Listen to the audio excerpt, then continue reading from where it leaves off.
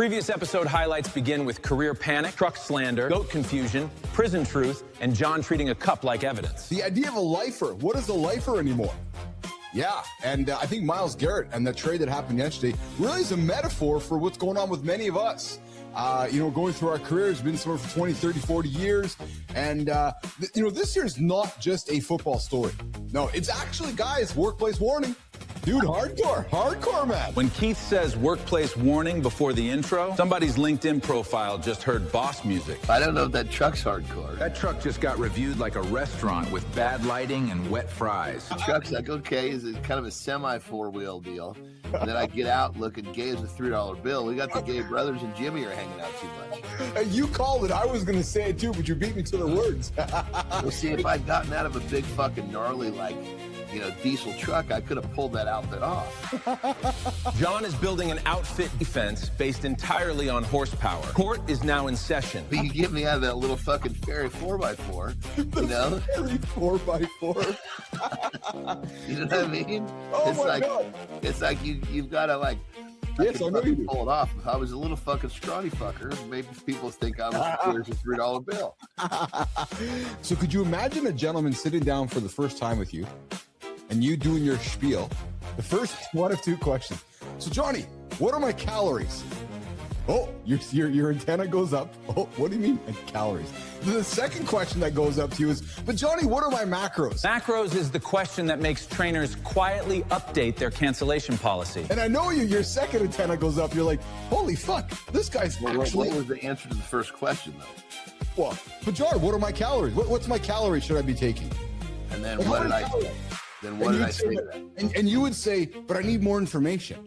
No, but how many calories should I be eating? No, but Keith, I need to understand your goals. I need to have some more information. Like there's very many variables.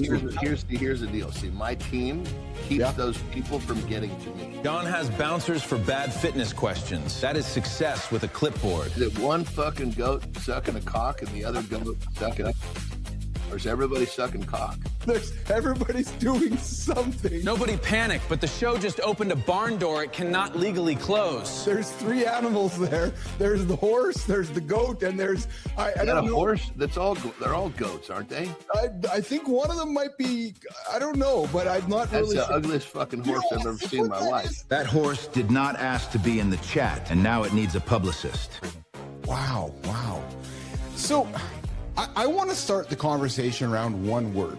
Yeah. It's a word that many men. So our show is a show for Gen X guys like you and I, and that word is guilt. And just like that, the circus lights go off, and everybody checks their emotional pockets. For you to look in your own mirror and intentionally use that word to acknowledge what had happened, dude, that is a humbling experience. Talk to us about that.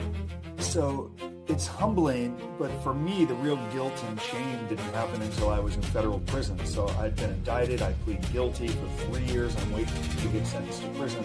But I really made it about me. It wasn't about my victims or my family. And then finally, at some point, looking into a prison mirror in the bathroom, as corny as it sounds, saying I am responsible for my plight in life. There's no one to blame but me. That mirror had zero filters, zero excuses, and absolutely no interest in being your friend. And you can't really get on track until you embrace that, but it's humbling to realize how far you have fallen. But you can't begin to build unless you recognize it's all my fault. Justin, preparing myself. Real quick. Yeah. Brother, forgive me. Hold up your coffee cup for me. My man's drinking out of a measuring cup. I fucking love it. No, I'm a Trojan. I thought that was a measuring cup. I'm a big Trojan. I was a former baseball player at USC, and my Trojans actually won last night. They're going to the Super Regionals in North Carolina, so I was up late watching. I thought because I could see through it, and I saw the red. I was like, my man's drinking out of a measuring cup. Yeah, that's fucking savage. That cup got more character development than most Netflix pilots. Dude, I'm loving this, man.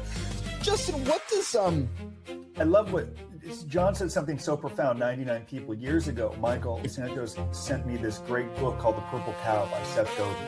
And he's like, people in our community need to be the purple cow. That line hurts because most people want purple cow results with beige cow habits. You drive down the side of the road, you see 100 cows, 99 of them are brown. You don't remember. If one of them is purple, you remember the purple cow.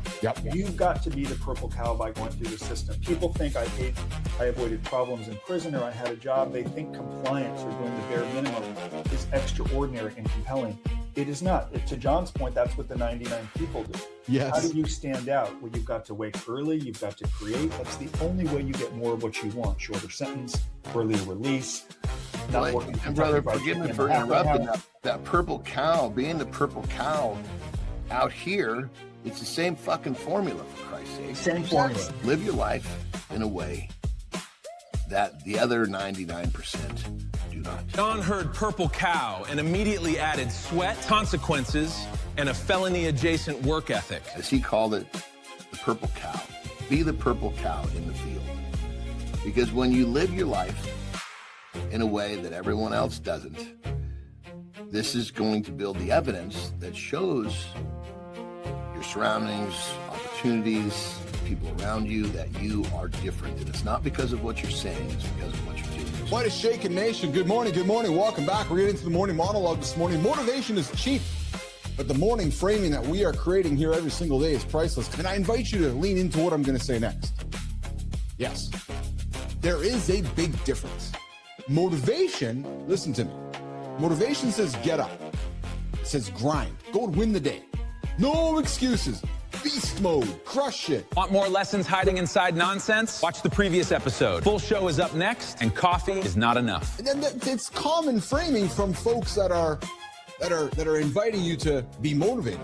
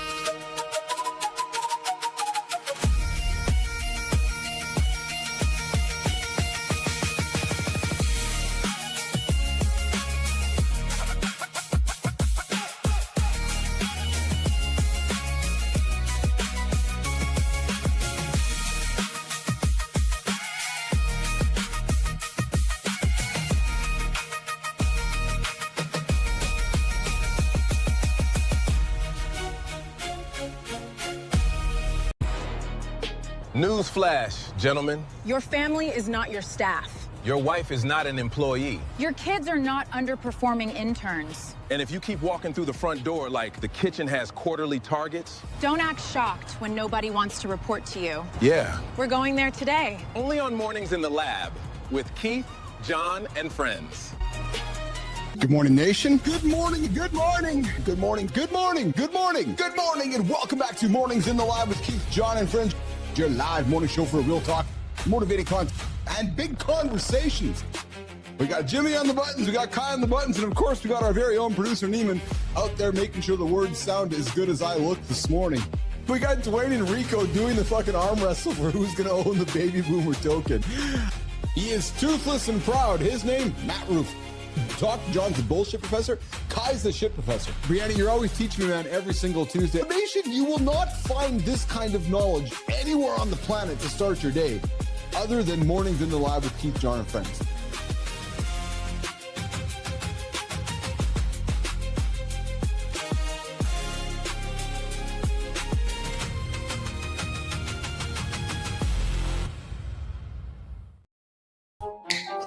Oh, hey, the camera's on. Yeah, we're dancing. Good morning, everybody. Hey, guess what? Hey, the meeting ends. The meeting ends. It's all over. The meeting's over, but hey, the man does not. No, it doesn't, baby. The guy walks through the front door. He's still managing the room. He walks into the house. He's like, hey, I thought I was the boss. No, you're the dad. What's control costing you when you're walking into the house after the meeting? We're going to have that conversation coming up today live, but first, hey, nation, you guys know how it goes. Welcome back to Mornings in the Lab with Keith, John, and Friends, your live morning show for real talk, motivating content, and some entertaining conversation for the generation that we call X. Yes, baby, this is the biggest morning show on YouTube for the generation that we do call X, who are done pretending that tired is a personality. Hey, this is where we get up, we get after, we do not hit the snooze button. No, we are your morning source of energy to get your ass out of bed and hit those big audacious goals. Hey guys, this is not a child-proof show. It is absolutely not an HR-approved show. No, so if you have HR, get them out of the room. If you got parents, get them out of the room. And welcome to the big show. Hey, coming up, Billy Forney the third. Yeah, we couldn't afford the first or the second, so we got the third.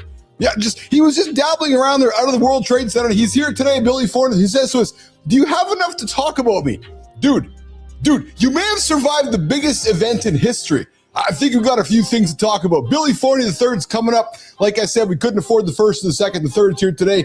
He was 27 years old today on the 85th floor of the North Tower on September 11th, and he's walking into the lab this morning with myself and John Anderson.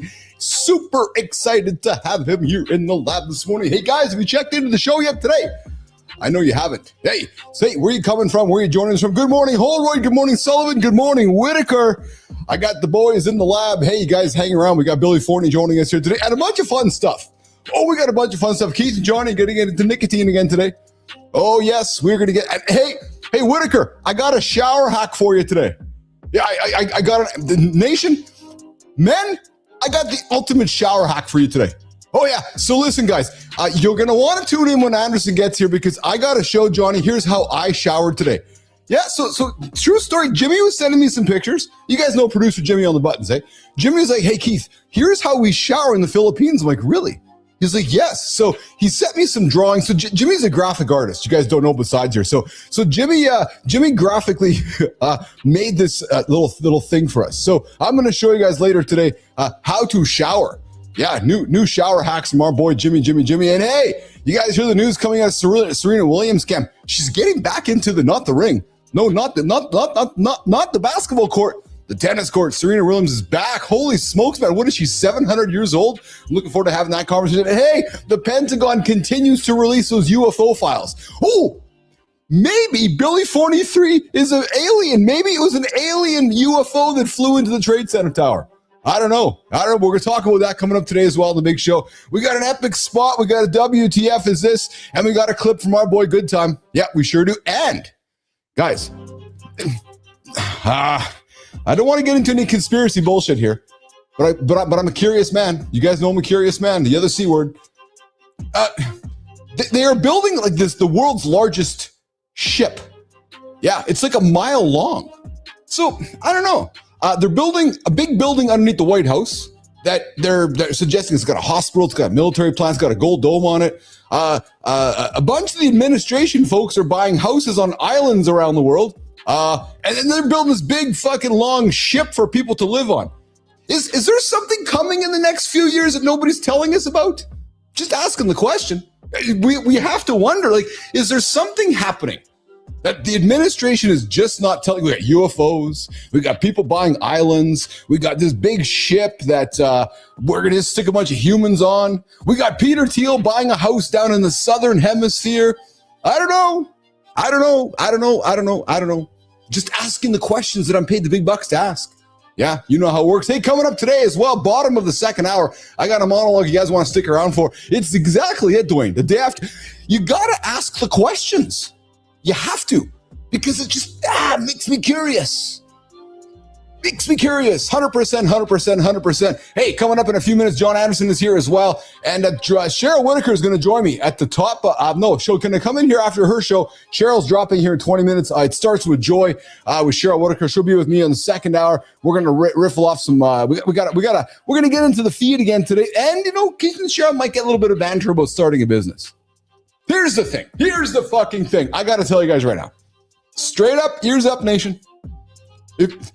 Hey, Forney, what's it cost to go for a fucking steak dinner in New York City? What, you and me, $1,000 probably? We go to a restaurant for a steak dinner, go to a Rangers game, probably a couple grand, eh? Like, seriously, I can see you back there, probably a couple grand. Yeah, probably going, the Capitol Grill or something, $1,000 steak, couple tickets. Yet I got people who are like, oh, you mean I got to pay for, like, my business? Yeah. Oh, so you want me to promote my you have a business, right? Yeah, I do. Oh, but you're going to go afford the fucking $1,000 dinner with your wife, but you can't afford to spend $1,000 building your business. Excuse me?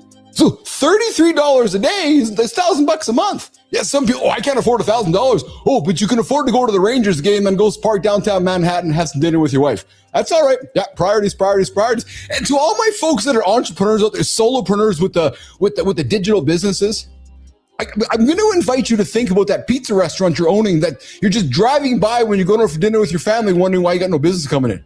Dude, you got a fucking building you're paying a lease on and you're like, oh, I got to do everything else but. I don't know about you, but if I'm owning a business like a building with a business, I'm probably there every single fucking day making sure people are coming in. So hang out with me and Whitaker. Yes, bottom of the second hour, we're going to have a little banter and get into the feed. Woo! Yeah, a little bit of energy. Got a little bit of energy. Got a good sleep last night. No, it was the shower this morning. Yeah, it was the revised shower tactic. All right, well, listen, enough of this. Hey, did you guys see my Jeep? Fuck, man, Sterling stole my Jeep. What's up with that? All right, hey, Sterling Preston, what's going on this morning? Because it's time to get the show on the road because the morning loop, it starts right now. Oh, there you are. Good morning, nation. I was just letting an old song fix my attitude. I know you know it, nation. The era that a five-man band hits the stage. That era hit different. Choreography, no auto-tune, just raw vocals, timing, and lungs doing overtime. Exactly. You had to sing, move, breathe, and still look cool without blaming the microphone. That was the magic. Real timing, real lungs, real work under bright lights with nowhere to hide. John will be here later saying, I'm not a band guy. Meanwhile, he knows every damn chorus. That's how nostalgia gets you. Nation will relate. Wait until Chief drops this later. Let's start the morning loop.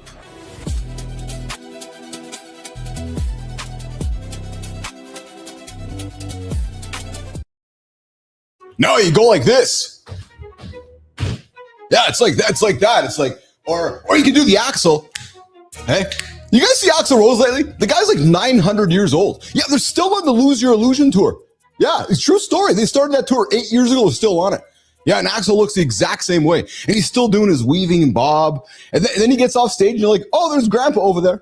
Yeah, fuck, man, funny story. Hey, coming up, John Anderson joining us this morning. Hey, guys, remember Erin Brockovich? Oh, yeah, she's back in the news. Holy shit, is she back in the news? I think she was probably sitting back for like 500 years. She's like, okay, I got to come out and do something now. Kai, we're going to try to get her on the show. Yeah, Erin Brockovich, played by Julia Roberts, is attacking the AI industry. Yes, she sure is. Sterling Preston, what is going on with this conversation, boys? Brockovich is 65 and starting her biggest fight, AI data centers, not Hollywood. Water, NDAs, and your electric bill. Ready? She built a crowdsourced map, 5,000 reports, 47 states. If a town can't say no, what's your too late excuse? This isn't tree hugging. This is second act warfare. Pick one fight you can win this week. Ship the smallest public version by Friday. I don't know. So Aaron, a lot of respect for you for all your accomplishments. Would love to have you on the show for this conversation. But I think this is one of those conversations where we woke up in the morning and you're like, oh, hey, there's an opportunity to get back in the news and become extremely relevant again. Just saying. So, hey, let's go attack the AI industry. Yeah, so April last month, she launched BrockovichDataCenter.com public crowdsourced map of AI data centers. By June 1st, she's received over 5,000 reports from residents in 47 states. What is she saying? The companies are building data centers quietly in your backyard, and it is wrecking the environment. Yeah, electrical bills are surging, and she's jumping all over this. So if there's anybody who's going to start the conversation around it, it is absolutely Erin Brockovich. Let's face it, it's actually a quite fascinating story. She was around during our situation. It kind of leans back into her legacy. That was the PG&E case back in '96, and when she won $333 million against Pacific Gas and Electric. And of course, as we know, the other actress from the generation that we call Next, Julia Roberts, she won the Academy Award for Best Actress in 2001. So this is interesting. Right? She's starting the conversation. She's putting it on the forefront, and she's going to make people talk about it. Hey, what is going on with AI data centers, and how is it going to affect us? Because here's the other reality: 60% of the U.S. is in a drought, and data centers are being built, in the driest states in the country: Texas, Louisiana, Georgia, Utah, and when it's like, hey, we got no water, but we got enough water to run the AI to make some great content. People are starting to ask questions. So hey, I got an opinion. Oh yeah, the handsome chief's got an opinion. Why don't you guys bring your fucking data centers up to Canada? Oh yeah, we got a little bit of space up here. True story. And hey, we got the one road going right up to the north there up here in Manitoba. We got a bunch of space I got you guys. I got 5 acres over here. Come build your data centers all you want. I'll take your cash. I'll build a super AI. I'll build the AI looks like John Anderson. Who's the big guy named John Anderson? There he is. Oh, he's fixing his camera. Yeah, he doesn't want to be called too handsome this morning. Oh no, his name, John Anderson. Let's bring him into the show.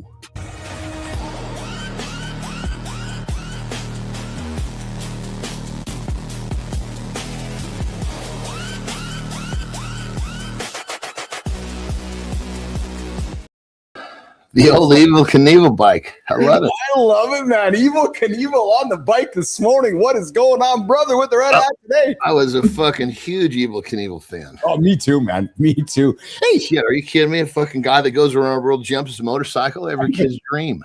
Oh, dude, right? ABC Wild World of Sports, or Friday or Saturdays. He was on the Wild World of Sports more than any other one entity. Yes. Yeah, he was a fucking single guy. Yeah. It makes you wonder if the whole program was built around him. Hey, actually, and I don't have Grok to ask the question. Maybe Nation. Hey, Holroyd. Hey, Whitaker. Maybe Sullivan. And I'm serious here. How did he die? Was it a crash? Was it age? Was it? He just fucking. I think he died of like some organ fail, but he was old and fucking gray. Yeah. Well, it wasn't through doing what he loves. No. How are you? Speaking of doing what you love, how has your last 22 hours been? It was good. Good. I'm trying to think what's I'm just catching my breath from my training session. Shit. Oh yeah, you had a good one today. So today was a little bit light. I did a ride on the bike here today. What'd you do? I was standing shoulder press. Nice. Bar. Yeah. I veered away from that for a long time because my wrists were so fucking swollen. I thought I'd given myself arthritis. No shit, eh? Yeah. Yeah, but they don't. I don't even use wrist straps anymore. My wrists have zero pain. Yeah. Overhead pressing now, all because of fucking peptides. Well, hey, coming up. So I'm glad you brought that up, brother. My goal is to work on our segment later this week over the weekend to put something together for us to launch it next week. But actually, I was just going to say maybe, and forgive me, maybe I'm wrong, but shoulder inflammation, shoulder pain, maybe a little bit of BP 157. Would that be the right thing? Well, it's you have to define. We have to know more about it. Okay. Yeah, I'm not trying to be flippant. I'm just trying to. Inflammation is from training too. Yes. Does it hurt from? Does it hurt when you're riding? When you lift a fit? Yeah. Yeah. You're talking shoulder press. One lift I really enjoyed that AJ taught me. I'm curious to get your POV on it. I would do shoulder press till failure and then do a shoulder press hold, like just the bar, right? Lock it in place and just like so go to failure. Remove the weights per se, and then just do a hold and lock it in. What do you mean remove the weights? So I would load it up, like load till failure, and then he'd quickly pull the weights off. So just got the bar, the 45 pounds, and then just up in the air, just like a long hold, like a minute and a half hold. I don't know whether that was purposeful or not purposeful. He had me doing that. Yeah, I mean, it's probably more of your core than anything else because of course. Yeah. Sure. But unloading the bar all the way to 45 pounds. Yeah. Doesn't show a lot of confidence in what he thought you could do. No, it was a heavy lift, but then it was like a progressive overload and then right to failure and then decreasing it in just a hold. It was I understand, but decreasing to the bar. Yeah. I'm making a joke. He should have decreased a little something on there. He could have left a nickel on there for the handsome chief. Good morning, Dragon Master. Good to see you this morning, brother, in the comments. Hey, as you were walking in, remember Erin Brockovich? I do. Yeah, Julia Roberts played her in the movie. Well, she's back in the news, brother. You guys don't got to run the clip. I want to catch Johnny up on this one. She's back in the news. She's attacking the AI data industry in the United States. Yeah, she turned out to be quite a fucking watchdog. She absolutely did. She's 65 and she woke up. She's like, okay, I see something over there sniffing. Maybe it's my last kick at the can for legacy. And like as I was saying before you got here, maybe it was also a way for her to become, and I don't mean this in a negative way, but it's a way to become immediately relevant again in the conversation.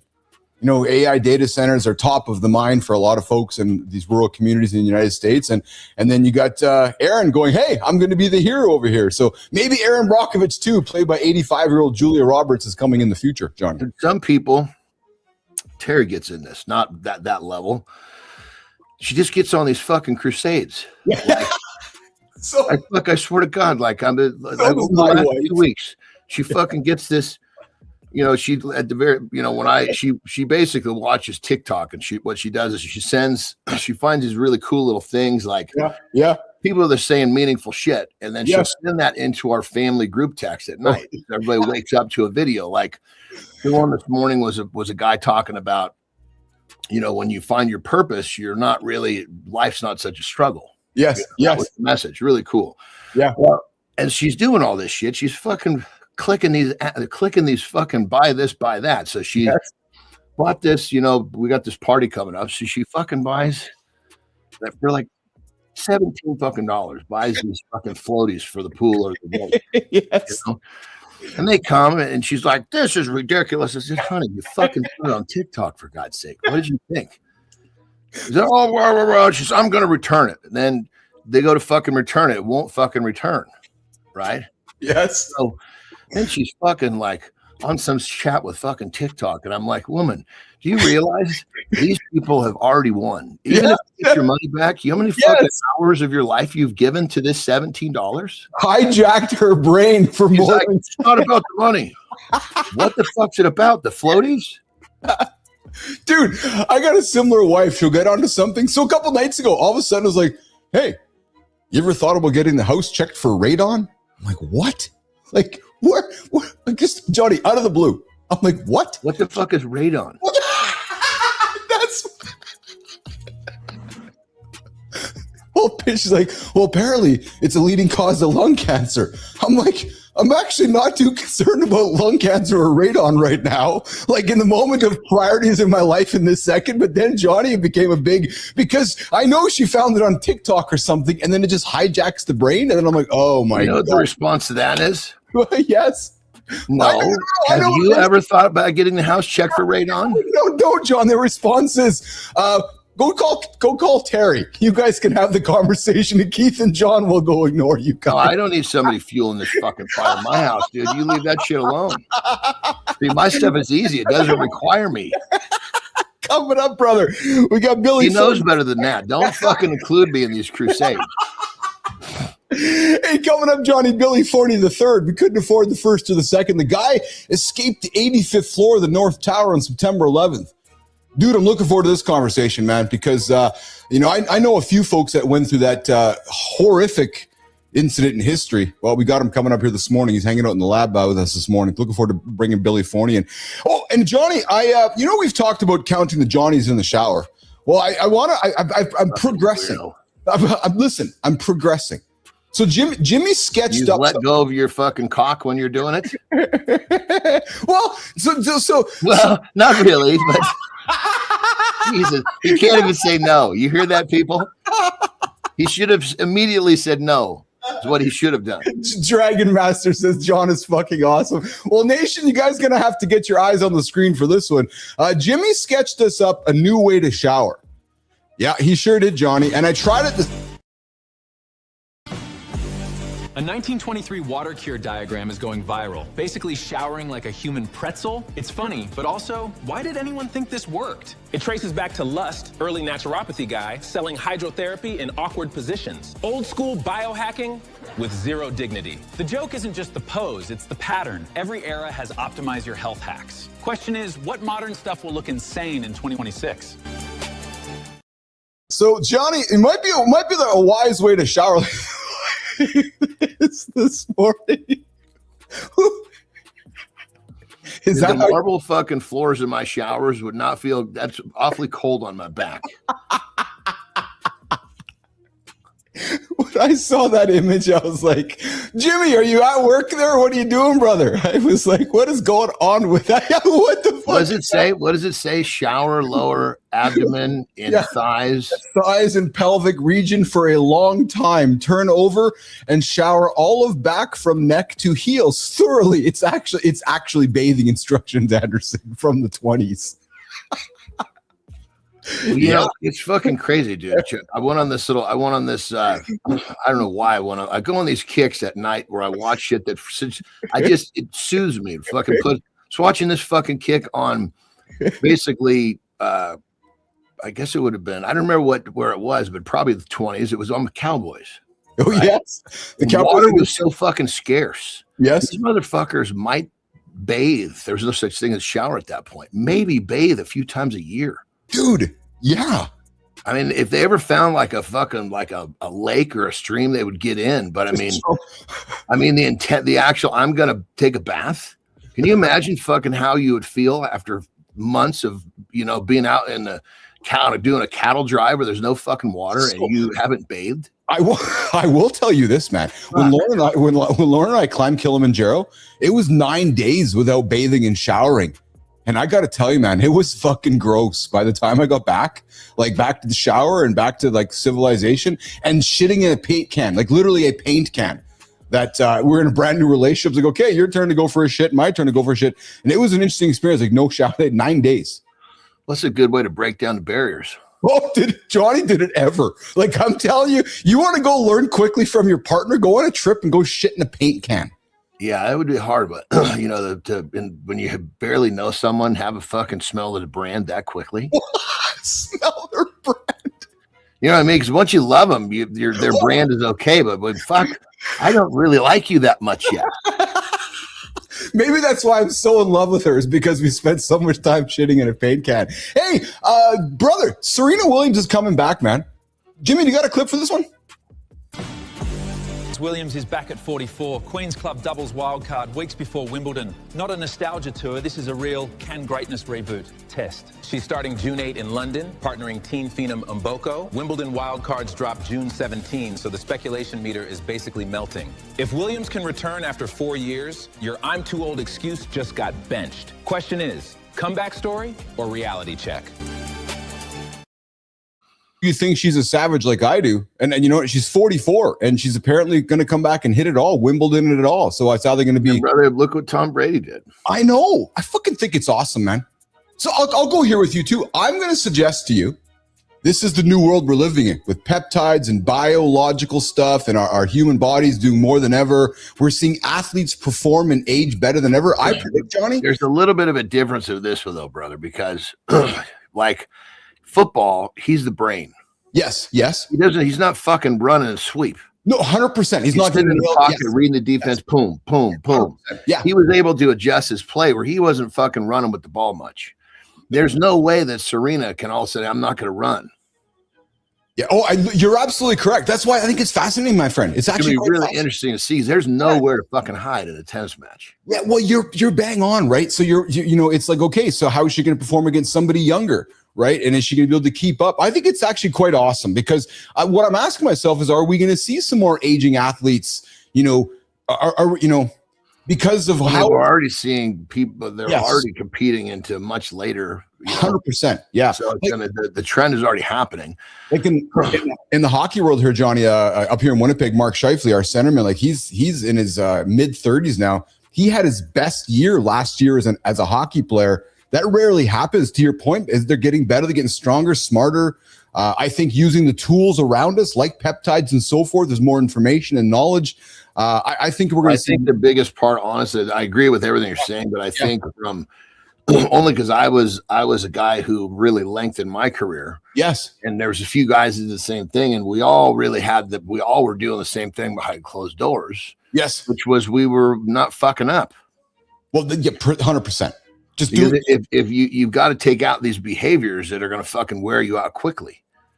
Well, so it's interesting you say, because when I go back to Scheifele, the guy here, like he lives a very disciplined, like probably a life like yourself, disciplined, loop, you know, not the average NHL hockey player, right? I mean, I remember when I got out of wrestling. Yeah. And, you know, most of the whole time I was wrestling, I was addicted to pills, just about. There was times where I wasn't, but I would say if you looked at the whole timeline and you broke it down by the day, there was more days in that 7-year stint where I was addicted to pills than not. No shit. Yeah. And I remember going into bodybuilding, and I remember I was like, okay, I mean, I knew my body so well. I was like, I got to put on some weight. I really got to start manipulating my body because I'm transforming here. Yeah. And I was like, of course, you know, I'm training like a motherfucker. So of course my brain, oh fuck, you need the pills. You know, you can do things with the pills. I just justified it again. And I remember looking at the progress that I made. I mean, it was still great, but I remember thinking to myself, there is no fucking way that I'm going to be able to run with these fucking younger guys if I'm altering my recovery with these fucking pills. Oh, interesting. And so I literally, that was the thing that fucking scared me straight with fucking pills. That at that point it was taking my career away. Because you knew in order to compete with the younger guys what you had to do, and it's like, I'm not going there. Well, no, I had to do with the younger guys. I had to stop taking pills. Yeah. I see what you mean. They were altering my recovery. I see. Yep. You know, wrestling, I just needed to be able to move. I didn't really have to truly perform. I mean, I was performing, but it wasn't like a bodybuilding. You know, you have to perform in your training because you have to execute certain things. It's real. And wrestling, you could fucking do whatever you want with training. It doesn't matter. It's not like you're being judged on just your physique. You're being judged on how you move the crowd. Yeah. Hey, you're hanging out. Remember that I realized, okay, I've got to fucking clean up my act here. I can't fucking do all this shit, or I'm not going to have this next career. Interesting what you just said. You know, because wrestling is as much, would you say, about moving the crowd? And if you can't move the crowd, you don't have a career, because you go out there and they look at you like, who the fuck's this bohunk? And then the management's like, we don't want that guy back because nobody reacted. As simple as that, right? Really? Like, you see guys when they come in, they're in fucking great shape. Yes. But they get so over and they get fat, but they've already fucking got their fan base. So it doesn't matter. They're still moving the crowd. Their physique went to hell, but it doesn't matter. Oh yeah. They're still moving the crowd. What a phrase. I like that. Coming up, Billy Forney III. He escaped the 85th floor of the North Tower. We're having that conversation with Billy in a few moments. Hey, Johnny. So I saw a clip yesterday. I want to talk about the future in a second, but you're talking about addiction. Remember Perry Falwell, singer of Jane's Addiction? Mm-hmm. Yeah, I saw a clip with him yesterday. He was did an interview. Was it like a high profile one? He said his biggest regret, I think he's probably in our age right now, maybe his mid 50s, is that he wasted 40 years of his life addicted. And the guy asked him, said, well, why? And he's like, because, no, not this one, guys. That's not the right one. And because he said, I was having a good time. And he said it just took a long time for him to recognize that the good time had to stop. Johnny, 40 years of his life just addicted to substances and drugs and operating in a fog. You know, it's tough because especially in the music industry, Yes. You get in and you look at all of the people Yes. that you look up to, you're emulating. Yes. Just about all of them were addicted to drugs. All of them. And it makes it okay. All of them. You're so right, eh? It's like, okay, I'm walking into the club, and you gotta, it's actually fascinating to say. I remember Jason Hewlett was on our show a few months back, the Ricky Martin lookalike guy.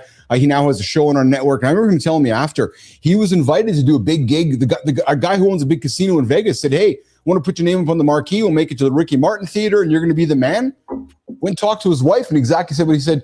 If I choose this path, he knew, Johnny, I'm getting into the music industry. I'm going to lose my wife, probably my family, probably. I'm probably going to become addicted, and I'm probably going to become not what I want to be. So he intentionally made the choice you talk about, that he didn't want to go down that path. Yeah, I mean, I don't know. I think that's easy to say. Yes. Oh yeah, I chose not to do it because I was gonna make it so big I was gonna lose. And sorry, Jason, just it's great that you thought, okay, there's a chance and I don't want to risk, but fuck, how many, I don't know, forgive me for just being I know. Realist. I know. You could not make it and still fuck all that shit. 100%. All right, coming up in a couple minutes, but I want to get this one first with Johnny. Hey, Johnny, so I know you and I both have big curious minds, and we don't lean a lot into the conspiracy bullshit, more the curious stuff. So just hear me with this. So Ivanka and Jared Kushner just are building a big mansion on some private island. Peter Thiel, big rich motherfucker, Palantir, has bought a home down in the Southern Hemisphere. We know all the billionaires are building homes on private places. We know the White House is building a brand new big facility at the. How many fuckers are building bunkers under their homes? That's what I mean. So now, just launched yesterday, Johnny, a cruise line in the United States is building the Freedom ship, a 1 mile ship. Jimmy, if you got a clip, let's run this, my friend. 1 mile. Yeah, and it's actually, so it started to make me think, like, is there something coming in the future that we don't know about? Because when you're building all these big things for humans to get onto and spend time on, it starts to make me wonder. Yeah, so here it is right here. It's going to be, Johnny, 50,000 people will live on this thing. 10,000 humans and 20,000 crew members. Oh, I'm sorry. It's capable of carrying 80,000 people. It's $16 billion and it's 1 mile long. So I'm just asking it out loud. Like, why? Like, is it because we're going to need to move? That's almost hard to I know. Like fathom in the water. Because I mean, what's the biggest tanker? Ask Grok, what's the biggest tanker in miles? Yeah, I don't have Grok here. We'll get Jimmy to run that for us in the back here. Yeah, but Grok, can we find out what the biggest tanker we have that's currently in operation, but get the metric in miles? Yeah, so it makes you ask the question, are we planning for an event where we need to move a mass amount of humans to different parts of the world? Like, for example, do we need to move people to the Southern Hemisphere? I don't know. Like, so why do we feel the need to have $16 billion nuclear powered vessel that doesn't have to go to land? I'm just asking the questions, Johnny, and so I don't get paid the big bucks for it. Well, it kind of goes against the bunker idea, though. You're sitting out in the fucking real easy to get to. Well, no, but hold on though. So we know. So if an incident happens in the world, if it's happening in the Northern Hemisphere, the way the winds blow, it might not hit it down in the Southern Hemisphere. So a lot of the billionaires are offering a Plan B option, which is a home in the Northern Hemisphere and then a home in the Southern Hemisphere. So you kind of have a Plan B option. So that's why I'm asking the question. But I was comparing it to a bunker. Oh yeah, 100%. Yes, this bunker. You nobody can even see you to try to get you. This motherfucker, you're sitting duck. They'll blow that fucker up with one push of a button. Well, this is true. Yeah, so it doesn't. I mean, I don't know. I mean, I can see this kind of going a couple ways. It's really, it's new. It's fucking crazy. But could it be used to transport people to another part of the world? Absolutely. I guess there's just too many different possible theories going too many different directions on safety, if you will. Johnny, it's Noah's future ark this morning on Mornings in the Lab with Keith, John, and friends. All right, Billy Forney, not the first, not the second. Well, you know what you can count on for sure is you're not going to put on that motherfucker. No, I'm building a bunker. I'm building a bunker for you and me, my brother. You and me for a bunker. Lauren and Terry can have their own bunker for their own conspiracy theories for radon and TikTok stories. Coming up, Billy Forney III, Sophia Grant. Let's set it up. Let's get the conversation on the road. He's been patiently waiting. Let's get after it right now. This morning, live on Mornings in the Lab with Keith, John, and friends.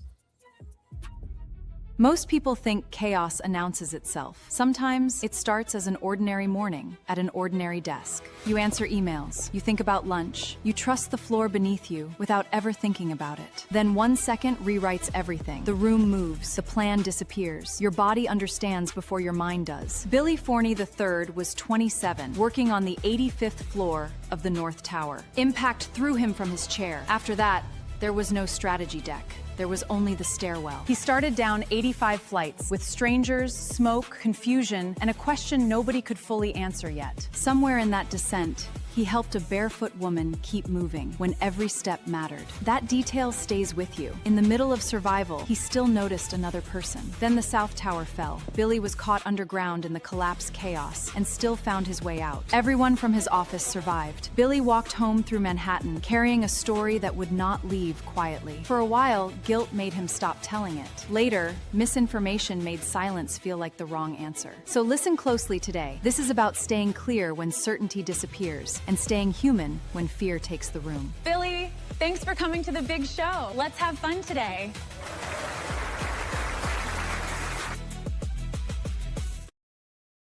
This dude was 27 years old on the 85th floor of the North Tower on September 11, 2001. The crash happened. He was thrown from his chair, walked down 85 flights, helped a barefoot woman, and he's walking into the lab this morning to hang out with myself and John Anderson. Billy, what's shaking, brother? Good morning, fellas. How are y'all? Good. How are you doing? I'm doing well. Thank you so much. This has been fantastic so far. How was your shower this morning? Well, the shower was great. My sleep sucked, but it wasn't because I went on the show. There's just old person reasons. Hold the fucking horses. I don't think you're as old as me and Anderson.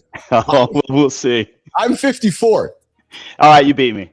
Yeah, see, I told you. I fucking know, man. What are you, about 44, 43? Dude, I wish. 52. Oh, good, but dude, you look fucking amazing for being in your 50s. I wouldn't have guessed I appreciate that. I'd easily put you in your early 40s, brother. I appreciate it. My brother from the other mother, Matt Roos, jumping in. Matty, you beat me to it. Another bald guy. Going to be a good show. And it's not lost upon me, Johnny, that bald is bringing the youth, man. I know I got to shave my head, Anderson. It's coming. Well, dude, no, you're not fooling anybody with that thing sticking out the back of your hat. Come on.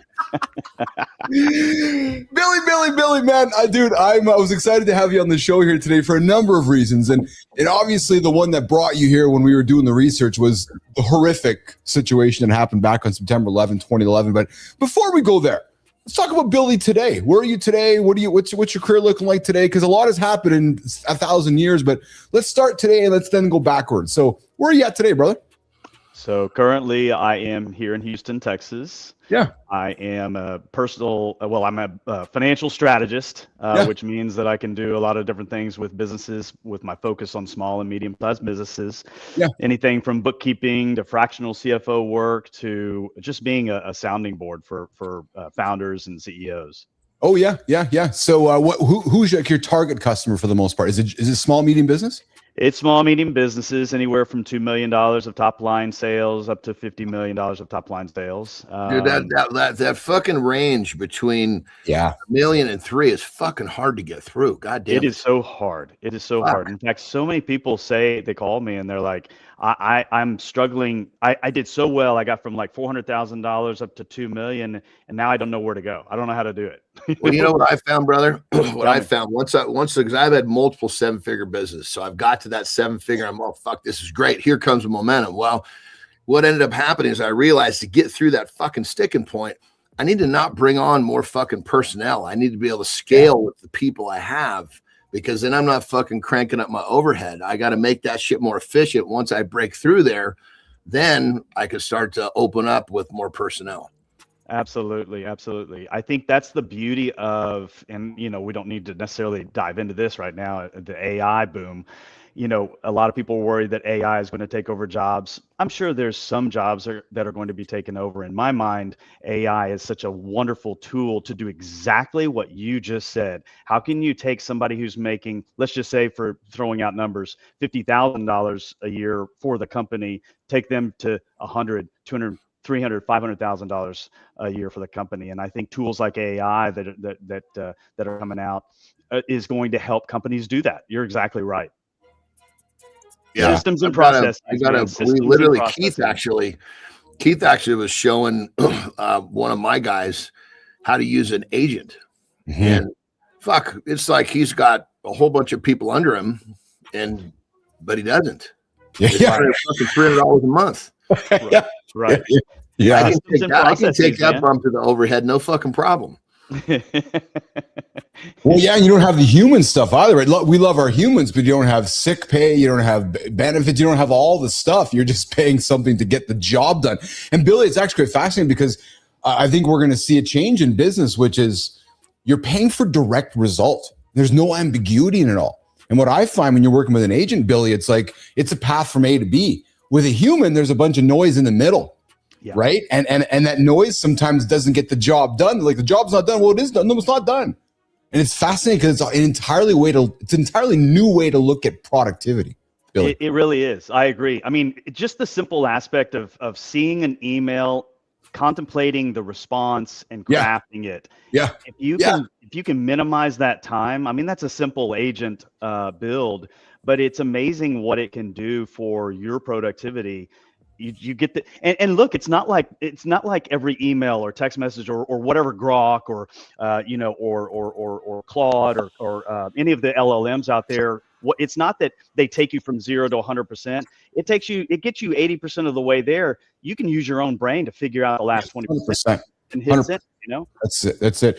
Hey, Jon, Billy, both you guys. Jon, you built successful businesses, and Billy, you work with them. So Jon, starting with you, man, and you talk to other business owners and business leaders out there. When you see business owners get into a situation where there's chaos happening in their business, why do you think uncertainty scares these guys, like the business leader? Any thoughts on that? And Billy, coming to you with the same question. Johnny.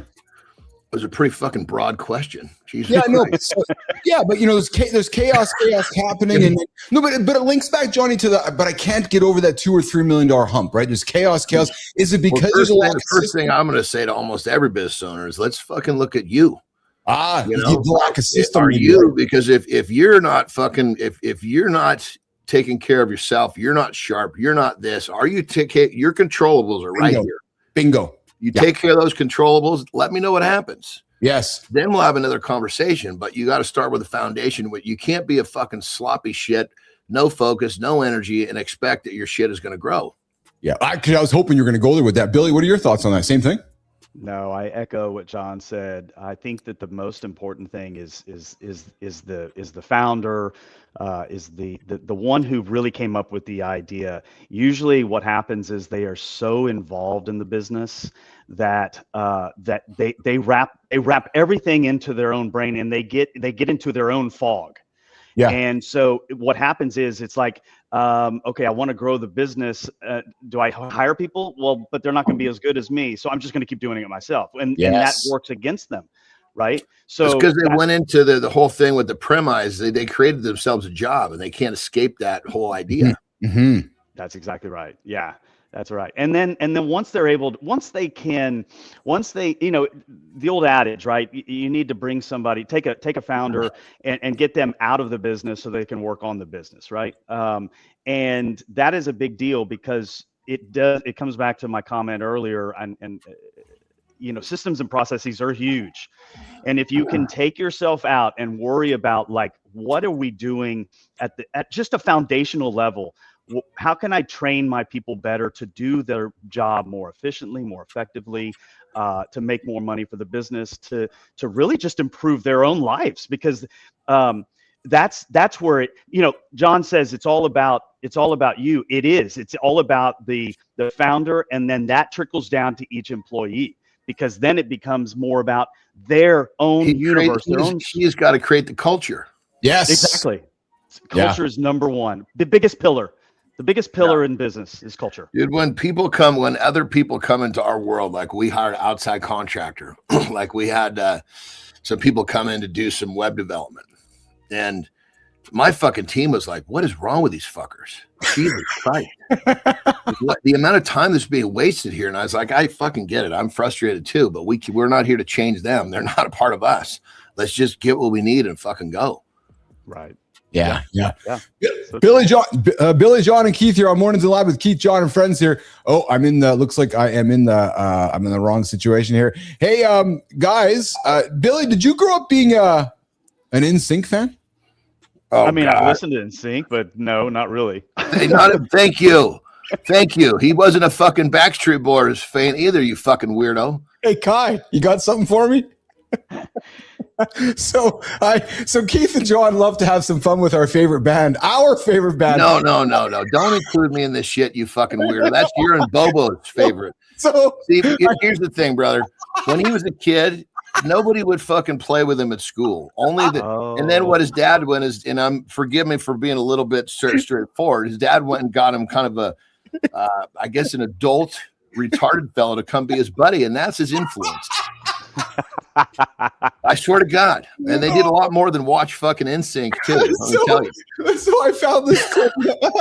He showed me a picture of this little fucking guy. It was pretty out there, dude. Oh my God. I found this clip because no, I mean, this is a true story here, bro. No, I can hear it in your voice. Billy's never coming back. So this clip though has them just singing the Kai, get this clip off the air.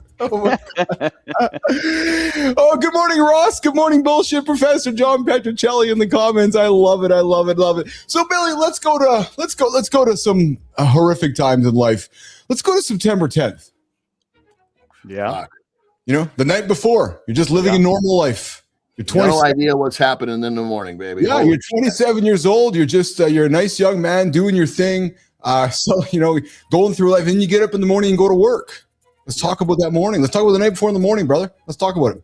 So the night before, my then wife had just left to fly to London on a business trip. So she was on a red eye, and she was she had been on the ground for only 5 hours, if that, before everything transpired on September 11th.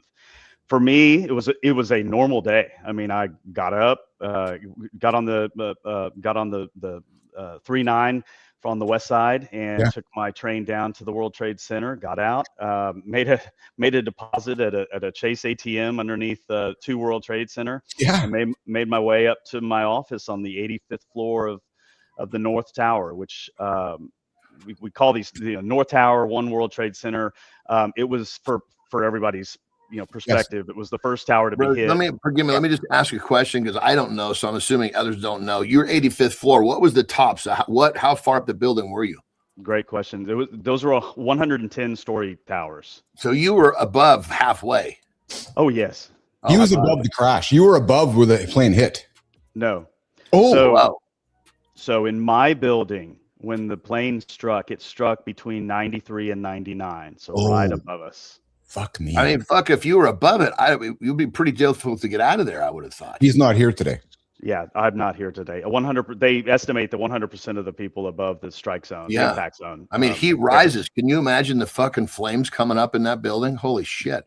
That always haunts me, is that heat, and listening to the 911 calls, right? The 911 emergency calls of people saying how hot it was. It's heartbreaking. Well, that's why they're jumping out the windows. Correct. Well, yeah. Good morning, Ross. My uncle worked for Port Authority and missed his train to work that day. Oh my goodness. Ross and Boss joining myself, Billy Forney III, and John Anderson this morning on Mornings in the Lab. Billy, is it fair for me I'll make an assumption. Correct me if I'm wrong. If this has fucked with your head for a long time, you've had to go talk about it, or have you dealt with it yourself? So my therapy is really doing this, is talking about it. Awesome. It started it started in year 1. Well, actually it started the next day, because the next day I get an email from a friend back here in Houston. And he said, "Hey, Billy, actually two friends. One friend sent me an email and say, hey, Billy, hey, by the way, I got this email. It was a story about somebody who was down there in downtown New York City yesterday, and this is what they shared. I'd love to hear your story. And then not an hour later, I get an email from a totally different friend, a totally different, way, shape, form of life, who says, hey, you need to write this down for you, for your kids, and for history. And so I did. So I wrote down my story. I wrote down everything I could remember of that day because, look, I was in shockingly, I was in shock from that event for the first full day. Survival guilt. I'm thinking you're wondering, why did I live? And I'm sure you've lost friends. This is I'm being dead fucking serious. It's making me feel like I have to take a piss just hearing you talk about it. Yeah, feel free to if you need to. No, I mean I don't have to pee, but I feel like I do. Like you mean the nerves, John? It's like when it's like that feeling like before a big lift, I'll have to feel like I pee because there's something that's kind of rattling up deep in me, Yeah, no, I hear you. And so for me, like putting it down on day one, look, I don't know if it's me. I don't know if I don't know why, but for me, the therapy for me has been telling the story. And so over the past, 20, all of a sudden I can't think of the numbers. This is the 25th anniversary coming up. The past 24 plus years. Yeah. I've given over 250 talks to groups, big and small, public, private, about my experience. And it's focused just on the facts. What did we hear? What did we see? What did we smell? What was it like on the inside? Because 99.9% of the population plus, didn't experience it. Everybody saw it from the outside. So it's it's a pretty powerful story. And the thing that keeps me up at night, this is kind of funny. So the thing that worries me is not necessarily about like I don't go down the rabbit holes of the what ifs. What if I stopped? What if I was 10 seconds shorter, slower? What if I was 10 seconds faster? What if I didn't leave the office? You can't live that way. No, you can't. You can't. No. So I try not to do that. Especially in your situation, frankly. Yeah. Oh, absolutely. You can't what if, period. No. Let alone in this situation. What if? Your example is what not to do, even when you didn't go through this. You're right, Johnny. Right. Yeah, Billy. That's right. Yeah. So you're saying the what if scenario. Keep going, please. Yeah, no, absolutely. So, so talking about it has been a big deal for me, and I'm happy to talk about it because I know that there's an inspiration behind it. There's motivation. There's education behind it. There's just information, and I'm a pretty humble guy. I to see that some websites will pop up occasionally to debunk my story is kind of heartbreaking because I'm trying to tell the story. I'm trying, we are a people, we are a species. I'm saying this. I'm not I'm no doctor or, I'm not a scientist like this, but I feel like we're a species of storytellers. Why are you doing this podcast? Dude, let me share something, brother. If they're not fucking doing this, if they're not talking this shit, they don't do this to people that aren't fucking changing lives. They don't do this to their own. They only do it to the people who are doing good. So this is your barometer that you're on the right track, the way I see it. If you're talking smack, Billy, you're on the right track, as John Anderson would say. You absolutely are, my brother. 100%. Not if you're talking smack, you fucking weirdo. It's if they're talking smack. Yeah. If they're talking smack, he's on the right track, 100%. Yeah. Hey, Billy, Billy, you didn't talk about it for a while though, because you didn't know maybe if it was your space to talk about it. And then I'm thinking you start seeing the conspiracy conversations, the alternative truths that are put onto the table. And you're like, no, but I saw the truth. I am the truth. I was the middle of the truth. What is some of the biggest misinformation that you're like, fucking stop talking about that, people? Well, so actually it's a let me correct you slightly because I think the story is pretty interesting. So as I said, I wrote a story, I sent it out probably a week later via email to like 6 people. Yeah. And guys, the next thing you know, I'm getting emails from people around the world with with unbelievable like content within their body of the email. For example, one person from like Ireland said, "Hey Billy, I got your email about your story about 9/11, and you and I will never meet in this lifetime. But I want you to know that I received your story, and I'm so inspired and motivated. I'm so happy that you made it out. Thank you for sharing your story." Totally awesome. That tone, like all of a sudden, like that flipped another switch in my mind. Like, oh my God, it is powerful enough to share this story and get it off my chest. So I'd say probably within the first year or two, Keith, I started telling the story like to groups, maybe to a classroom or maybe to a Rotary Club or a church group or whatever the case may be. And I did that for about the first 9-10 years. And then somebody said something in my mind like triggered, and all of a sudden I had strong survivor's guilt. Like, how am I telling this story? And by the way, my story, and I tell my story, I'm getting in front of people and speaking for 30 minutes to an hour.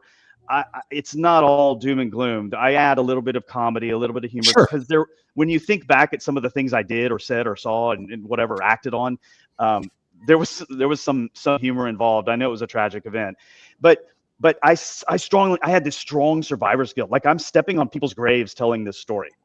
Right. Yes. And so I started turning down requests. Hey, Billy, can you come talk to this group? Can you come talk to my group? And I said, I can't. I can't do it anymore. What happened was my daughter, who was born in 2003. So by this time she was about 8 or 9 years old. She was doing a book report of some kind. And she was like, Dad, I chose to do a book report on 9/11. And so I'd like to interview you. And I said, great. This is 2011, 2012 timeframe.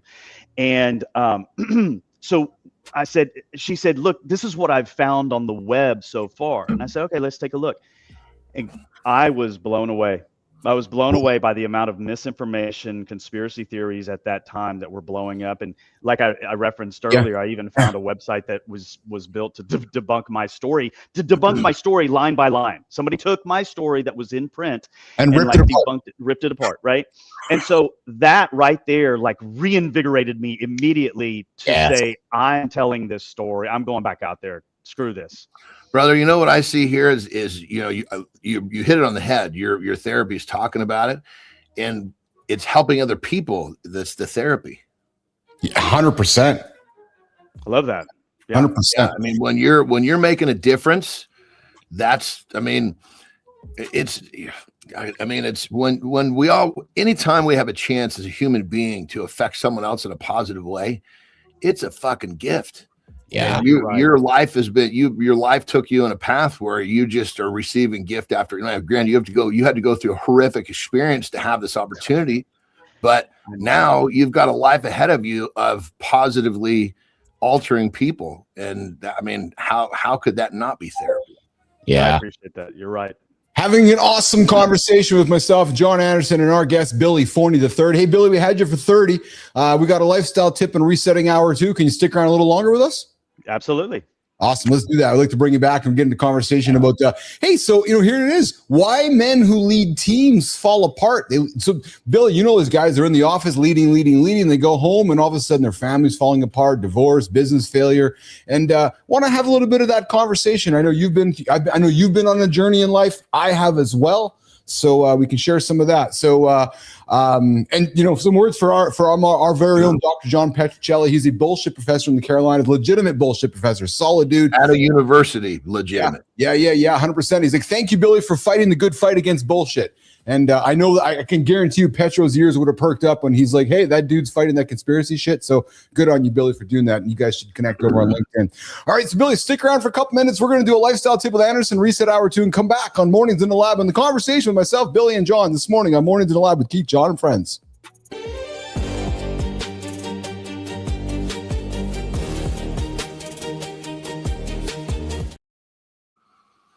All right, lifestyle tip.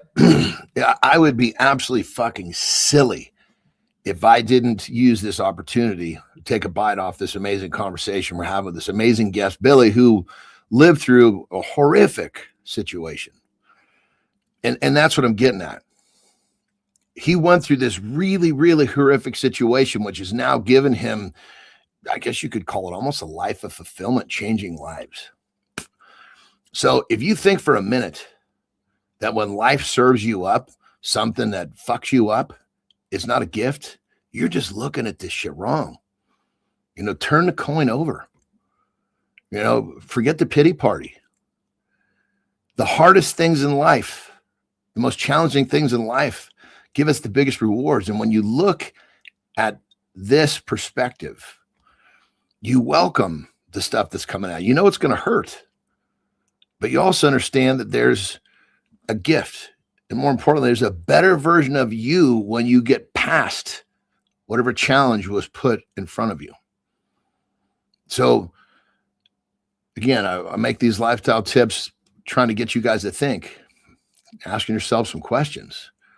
Well, the question you need to ask yourself today is, how do you look at what you might call the pitfalls of your life? Are you leaving them lemons? Or are you turning them into lemonade? Rock and roll.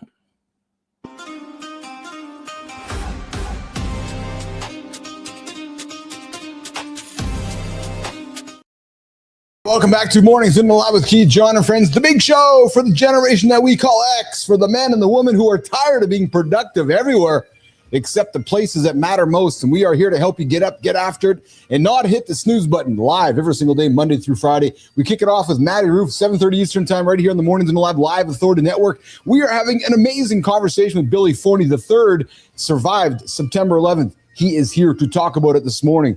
We're going to keep the show going with Billy, myself, and Johnny. We're going to kick it off with men who lead teams. Why do men who lead teams, big guys, they do great shit, then they go home and everything falls apart? That conversation starts right now. Myself and Billy and John. Sterling Preston, let's get the show on the road. Second hour starts right now.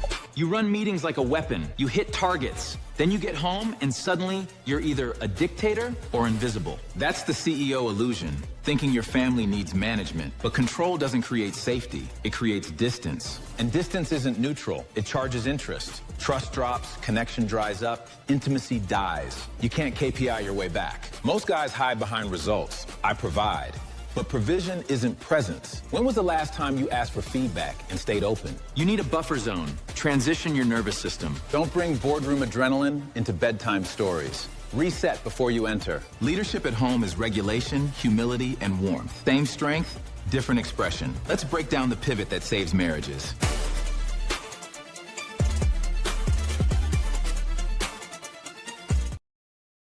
All right, hanging out with Billy Forney III. We're going to get back to 9/11 in a few moments, but before we do that, Billy, why do you think men who lead teams, like senior executives, leaders, they're doing great at the office, they're running the board meeting, they're scaling the business, they're managing their team, they're doing all the great shit. Then they walk into the house, everything falls apart. Why do you think, Billy? A couple of reasons. Number one, the house becomes a blanket that they can fall underneath, right? It becomes a refuge that they're used to, and they let their guards down, which I guess would be a positive in certain situations. But I can tell you from my own experience, the bringing home work, or even trying to leave it at the office or leave it at work, even if you work from home, it is hard to do, because maybe you've been in your relationship or your marriage for many years, and you've developed a great relationship and a great family, but you fall into this trap of nothing I do is going to be bad, right? But the problem is that works against you, because now you're no longer in the present. You're no longer in the moment. And so a lot of guys, a lot of women, a lot of just a lot of people will come home and they think, I've got, this is my place of refuge. It should be easy, and it ain't, because you have to work on it. Just like you work on building your teams and building the culture within your company, you got to build your team and build your culture at home. You can't just go back, sit on the couch, watch TV, and drink a beer. It ain't that easy, man. You got to do what's necessary. And I'm not saying it's supposed to be hard. It'll be that. It's actually the easiest thing you can do. But I can tell you, I didn't. and it led to the demise of my my marriage, and I'm not struggling, but just working on my family now as a result. Unfortunately, I brought home all that negativity. I brought home the work aspect, and when I got home, I figured, well, it should be easy. They should just accept me, right? It should be simple, and it ain't. So, Billy, first of all, I want to say thank you for sharing that. It takes courage to, have those kind of conversations. Not everybody likes talking about their stuff. So I thank you for sharing that. I've been on the same journey, married 20 years and then went through a separation and divorce. And, I have a very lovely blended family now. My shit's sorted out, on a new journey for the last 10 years. But brother, I can appreciate what you shared. And I thank you for sharing that. Would you say that it was one of those, because I have a suspicion that, dudes that are making some big cash, it's easy to get caught up in that world, and then you come home and you just shield all that emotional accountability because you're making the big paycheck. You're like, yeah.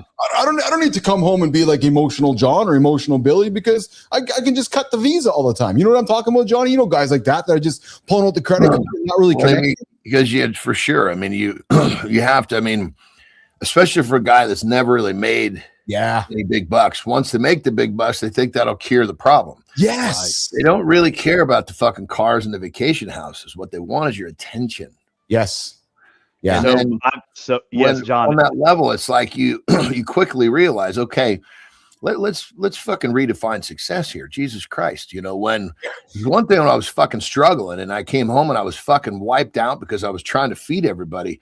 But now that's not the case anymore. There should be a shift of some of this attention, and there's not. So that's when I had to decide, look, I need to be successful here, here, here, and here. I want all the pillars of my life to be successful. Yeah. Billy.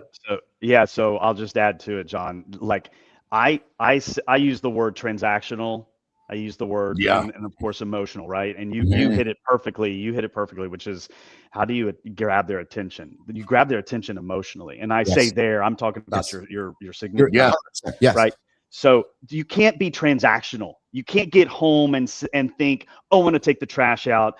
Oh, I'm going to, blow the yard or rake the leaves or whatever the case may be. Those are all transactions. Those aren't checking boxes. You're not getting stars next to some, Billy Forney, Keith Billis, John Anderson. You're not getting stars in their eyes, man. You got to hit them emotionally. And you've got to be there. You've got to be present. And a lot of people are like, I am present. I'm like, here. No, man, your mind is on other things. Your mind's on the work or your phone call tomorrow, or you forgot to do this or that. Man, those are all transactions. You got to be in the moment, in the present, and like have deep, hard conversations like we're having right now. I was going to say, have a conversation. That's the difference maker. Yeah, exactly. Especially Johnny about radon with your wife when she asks you about it. What the fuck is radon? Does anybody even know? Hey, Ross and Boss is asking a question. Yes, Ross, we are live right now. Ross says, not married, but I think women don't see all the work men go through, and bosses have to earn their love all over again after earning it all day. I don't disagree with you, Ross, but I also know how hard women work as well. My wife works like a fucking motherfucker all day, and I know she comes home, and we find a place to meet in the middle. And then Billy, we got Rico coming in saying, thanks, Billy, for your story. My caregiver got me up late, plus she kept talking while I was trying to listen to you. You gave me chills. And then Ross comes back and says, can I ask, as a young man, 40, and rebuilding my life, my biggest fear is that it feels like the American dream of upward mobility becomes an endlessly sliding goalpost of success. I think that the American dream today is just getting up, getting after it, and chasing your goals and making business for yourself. Billy? How much fucking fun is going to your vacation house by yourself? Bingo. Right. Billy? Right. So the aspect of like the never-ending goals or never-ending goalposts is something that I see on a daily basis, not in my job, but for sure in my job, but also just in life, because job is part of life, right? So I'm a big yoga fanatic, right? I love yoga. I used to be a big weightlifter, but I've incorporated yoga as my primary force of exercise. And yoga is physical, it's mental, it's emotional, it'll it's fucking spiritual. kick your ass, dude. It is, and it is not all about stretching. There is an I aspect. can remember a buddy of mine taking me in, like he was a training partner. He was at that time he was actually playing in the major leagues. He's like, dude, after this workout, let's go to the yoga class. I'm like, what? Fucking trust me. Yeah. Dude, I fucking walked out of there dripping fucking wet, and it wasn't even a hot yoga class. I love yoga. Yoga changed my life too, Billy. You know, the mental aspect. The beauty of yoga is that it is a constant. You are constantly changing and advancing the goalposts, and it should not be looked at as negative. So the reframe of the opinion and the mindset is not that, man, life is hard and I don't always seem like I've got a chance to reach that end goal or reach those goalposts. It's always changing. That's the beauty of life. Yes. That is the beauty of it. So the reframe is like, God, I can't make it there. I mean, look, I'm 52. I'm actually restarting my life. And I'm thinking to myself, shit, man, why am I restarting my life? It's going to be so hard. I'm 52. It's going to be hard. Man, I've got to do it better this time, brother. I've got to do it better. And by the way, I'm halfway through my life. I got 50 more years in front of me. Well, I'd say you don't have to. You get to. Yeah, I get to. Opportunity. I know what not to fuck up on this time. Correct. Correct. Yes. Exactly. I get another shot at this, and I'm not going to fuck it up. That's the beauty of it. That's the beauty of life, man. Yeah, and we got Matt Roof saying the climb is the dream. Well, and Keith and John talk about time of building business or going in the gym. If you don't enjoy spending time in the process, then go get a job. And I don't mean that negatively. You have to enjoy the process of building. That to me is the fun. You know, we talk about it often. The process is what it's all about, Billy. Right, and the process could actually be you don't like it now. Yeah. Go get a job now, because in 2 years, 3 years, 5 years, you might rethink life, right? Yes. Think about your podcast and your stream show here, okay? Something that a particular guest says on here may not resonate with your guests today, but that same word or same line or same vision or even those tips and tricks that John shared at the top of the hour, those tips and tricks may not resonate today, but guess what? In 2 or 3 years, you hear that same thing again. Yes. And it resonates, and it's like, bingo, that's what I need to do. 100%. Dude, I'm telling you, I'm that guy. I need to hear shit one time doesn't always do the trick for me. Right.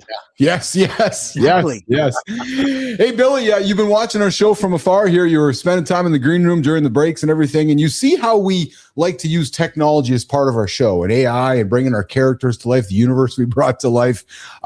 So I got to show you guys. So you guys remember we're all the same age. Remember Power Rangers? Johnny didn't have TV, so Johnny knows what the fuck I'm talking about. So remember I remember them. I never watched them though. Well, so Kai, run this. What the fuck is this? This is how Power Rangers did CGI in the future. Watch this. So there's the person sitting there. Watch this, and then the other person comes and lays down, and they morph that into the scene. Like that is CGI back 50 years ago, and then you'll see how the scene comes together. It's so just like that. Look at that. I find it so funny because it's such a simple thing. You got this guy's head there on the ground. Look where his hands are, and he's got a mark where the guy's head is. Well, look at the real quick. If I was this guy, and that was my fucking Ranger, I'd be telling the fucking guy, dude, beef me up. You made me look like a pussy when I was in my suit. No, you'd be saying you're making me look like Chemo John. That was the old Chemo John from the past. Yeah, the first AI rendition of me, I was like, dude, did I just finish fucking beating cancer or something? I'm all sucked up. What's going on here? Good morning, my love. I see you there in the comments. Good to have you on the show this morning. We got Ross coming back, and the John Anderson. I definitely need to hear things like 10 times, and on the 11th it hits right somehow. Yeah, Ross is saying the same thing to you, Johnny. Billy, let's go back to 9/11 if we can. I'd like to go back there with you. When you go to New York City today, what feeling elicits when you see the city and when you land? Well, now it's a combination of the vibrancy of the city but it's also the memories of that day. That they stand out, but I don't shy away. Well, do you go to the life, site? Talk about life. Yeah. Sorry. Did you go to the site? Do you spend there? Do you stay away? Yes, that's what I was about to say. It took me, 2001, my first revisit at New York was 2017. I had no desire for 16 plus years to go back. No desire. And then one day I decided, the family was growing at this time. I had 3 kids by this point, and I was like, we ought to go. And when I went, I didn't shy away from ground zero. I did not. I went down there. I went to the memorial. I went to the museum, and for those who have never been, I can guarantee you will be moved tremendously. Of course, I was, but I could understand the power that of the emotional, talking about emotions, right? Of the emotional side of things that it targets when you go down there. So many people go down there, and I'm talking about the museum. Like, the museum is freaking unbelievable. They have taken that and they've done an incredible job, and I encourage people to go check that out. So yeah, it's a combination of excitement, vibrancy, like germination energy, right? It's New York City, and it's a tangible. I mean, it's literally a tangible token of your healing process. Absolutely, for sure. Well said, Johnny. Yeah, well said. Yeah. I have to imagine, though, Billy, the first moment, and maybe even to today, would it be fair for me to assume that there's still a great deal of sadness that emerges from time to time, or are you past that? So there's sadness. But it's again, there's sadness, but it's probably only 5 or 10% of my journey. Really and truly, it's more about the impact that it has on the story. That's what I try and deliver. I mean, my story is pretty amazing because I say that. I mean, I said earlier I'm humble, and then of course I just say that. But no, I mean, it is amazing. Let's just be frank. Like, think about it. A plane is going horizontally towards my building, hurtling at 400, 500 miles an hour. A fucking big goddamn airplane. Yes. And it strikes only 8 floors above me, right? 93 to 99, and I was on 85. So, like, my boss saw the plane coming as he was talking to his wife. So my boss is looking out the north side of the building as that plane is driving into us. And all he could think about were 3 things. Number one, throw the handset. We were still in the handset world, 2001, right? Throw the handset down, jump out of his office. Cause I remember him jumping out of his office right before the impact. And all he could think about was, this plane's going to hit us. Plain and simple. He survived, right? He survived. He survived. Yes. So when that plane hit, Billy, you were in your chair, you were sitting at your desk. Can you take us through those 5 minutes, 3 minutes, 10 minutes, or the time? Like, take us through that moment. Yeah. So as I'm sitting, we had a bullpen area, which was a large. It wasn't very large, but it was an open space, right? Yeah. And I'm sitting at a table. I had just finished my morning chores as an assistant commodity trader. Okay. And we were in the paper world, so I just had lots of papers in front of me, and all of a sudden at 8:46, as I'm sitting there, we're talking about Monday Night Football the previous night and just being jovial. And then at 8:48, there's this horrific explosion that occurs. And I'm thrown from my chair onto my knees. And I remember seeing this, there was an immediate change of air pressure, like your ears popped. And I remember seeing this ghostly column of air shoot into the office, and like just as soon as it did, it shot back out, and it closed the door from our office to the hallway. It whipped up a couple of papers, and that settled down to the ground. Like, I mean, I felt like it was in a movie, right? A couple of ceiling tiles had fallen, and as I struggled to take myself from my knees to standing, I realized that this 110-story behemoth, this building that took up an acre footprint, 70 yards wide by 70 yards long, was lurching back. You felt it moving? Forth. Oh man, it was the first time of 2 times that day I thought I was going to die. I thought we were going over. That's how far. It was like being at the top of a roller coaster ride. If you've been at the top of a roller coaster ride and you're about to go over, there's this sinking / rising feeling of your stomach coming up into your throat.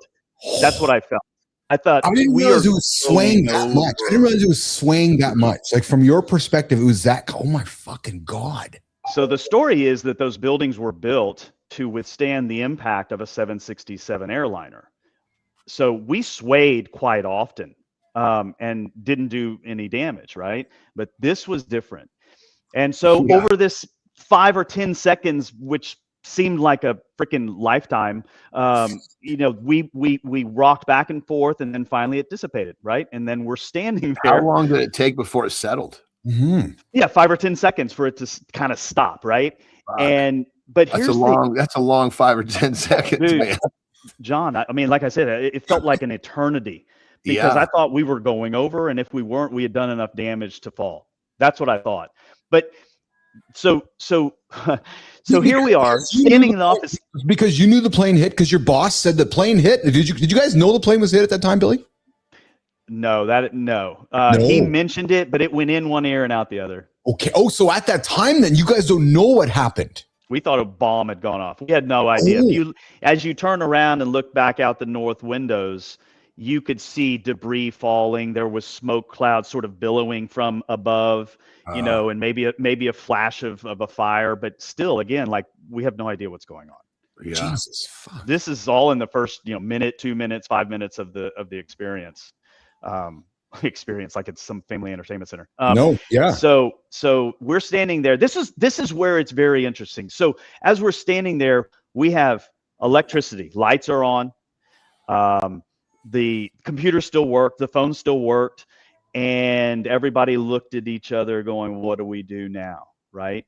And we walked over to the door, and we opened the door to the hallway, and we opened the door to the hallway, and it's pitch black out there except for this smell of like metal, concrete, rancid materials that were awful. Within, I'd say probably 5 minutes, the entire office decided we're going to leave. We're going to find a stairwell, which nobody knew where the stairwell was.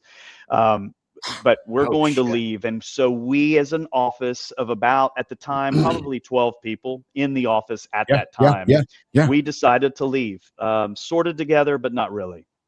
And we get into the stairwell, and it's like, I mean, we were in traffic for the entire way down. So to give people perspective, we were on the 85th floor. When I made my way down and exited this stairwell, it took about 70 minutes, 70. Oh, fuck. Over an hour. Oh, yes. Yep. So in that time frame, there were several interesting stories. One was we had, as I'm standing there, so I'm a Texan. I'm a Houstonian by birth. I'm a Texan. So, everybody's my friend until they're not. And so the first story is I'm standing there on this little platform in the emergency stairwell, and I feel this woman behind me kind of just, she's rocking back and forth like this, and she's got like her shoes, and she's got this white t-shirt with her mouth. Now, let me paint this picture a little better for you. So I'm in the emergency stairwell of a building that was hit by something that we don't know what's going on, right? And there's fire, but I don't know that there's fire. You know why? Because the emergency stairwell had as much light as you see right now, as much light as you guys have in your office. Like well lit. Well lit. Normal. Okay? There was no smoke. The only indication of any sort of like danger was actually not danger, because there was a stream of white smoke that prevailed at the ceiling level, right? So, but you're thinking, okay, well, if there was a fire, it's white smoke. White smoke means the fire was put out. Everything's fine. So there was this calm adrenaline rush going on in the entire descent. Well, here's this woman behind me, shaking back and forth, and again, getting back to the Texan in me, I turn around to her and I say, are you okay, ma'am? And she goes, I have 3 kids at home. I have to get out of here.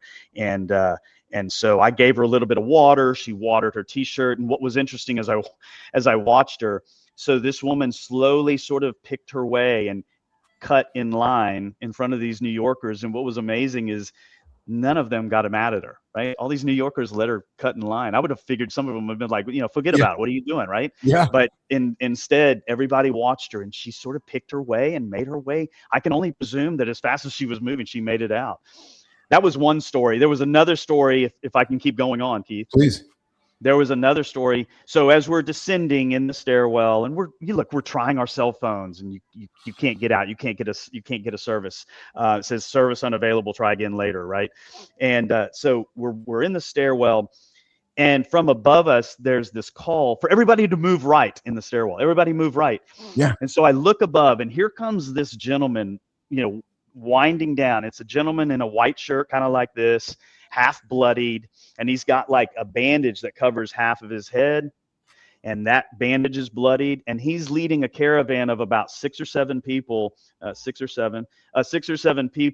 holding onto his shoulder. And what was amazing is people moved to the right, and nobody took advantage of the path that they laid as they passed by. And later we see these people sort of being in a triage position, like on the 30th or 25th floor, somewhere down below. But it was just amazing, and nobody took advantage of it. Nobody was running. It was calm. It was as calm and orderly as any descent might be.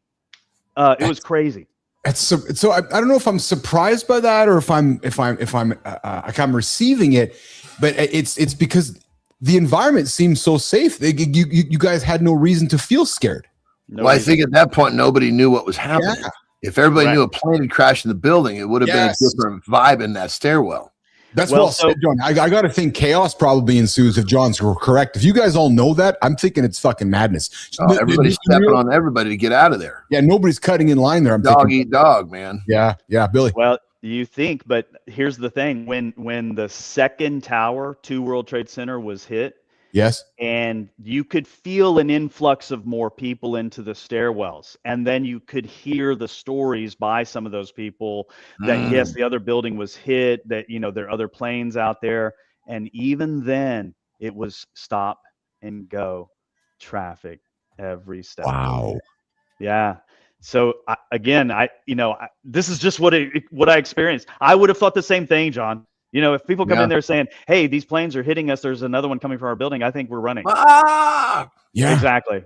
But it was not like that. I guess that's one of those moments where the universe just kind of had a hand, and okay, we need to expedite this as calmly as we can. Yeah, one of those things that will never be explained because that's not like human nature. Yeah. Right. Billy Fortune III, Billy Forney III, hanging with myself and John this morning talking 9/11. Billy, dude, you've been exceptional, man. You've been so grateful. You've spent 90 minutes with us today. You sat around in the green room for the beginning of the show. You spent time during it.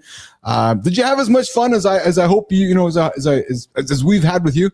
I did. I'm laughing at this Billy Forney III deal. We're the first two. Well, yeah, precisely. Hey, before you go, one of the things Keith and John like to talk about on the show is just, craziness and ridiculous behaviors of folks. You're in the financial industry. Citron Research. I've been following this fellow for a while here. Andrew Left. You familiar with Andrew Left, Billy? I am not. Hey, Sterling Preston, run this clip. We can have some fun with this one. Andrew Left just got convicted for hyping stocks online, then flipping trades minutes later. Meme stock era finally got a receipt. So the lesson is simple. If someone screams conviction on social, check their incentives. Your retirement account is not their content strategy. 13 counts. 21 million. That is not research. That is performance with a cash register. Let's break down how the play works.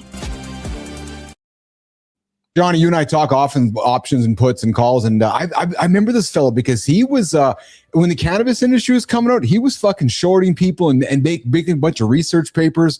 Well, his Citron Research, sure enough, he got caught with doing shit with NVIDIA, Tesla, Facebook, and he had a scheme happening. So I thought maybe, Billy, you had heard about Andrew Left or Citron Research, but essentially manipulating markets by saying one thing, publishing a bunch of research, and doing something completely else. And John often says, Billy, if folks would put that kind of negative energy into something positive, could you imagine what kind of success this dude would have? And the crazy, he's not even fucking smart enough to take this scheme and move it to an industry where there's no police, so to speak, which should be crypto. You could do that all fucking day and nobody cares. That's what's so fascinating to me, Billy.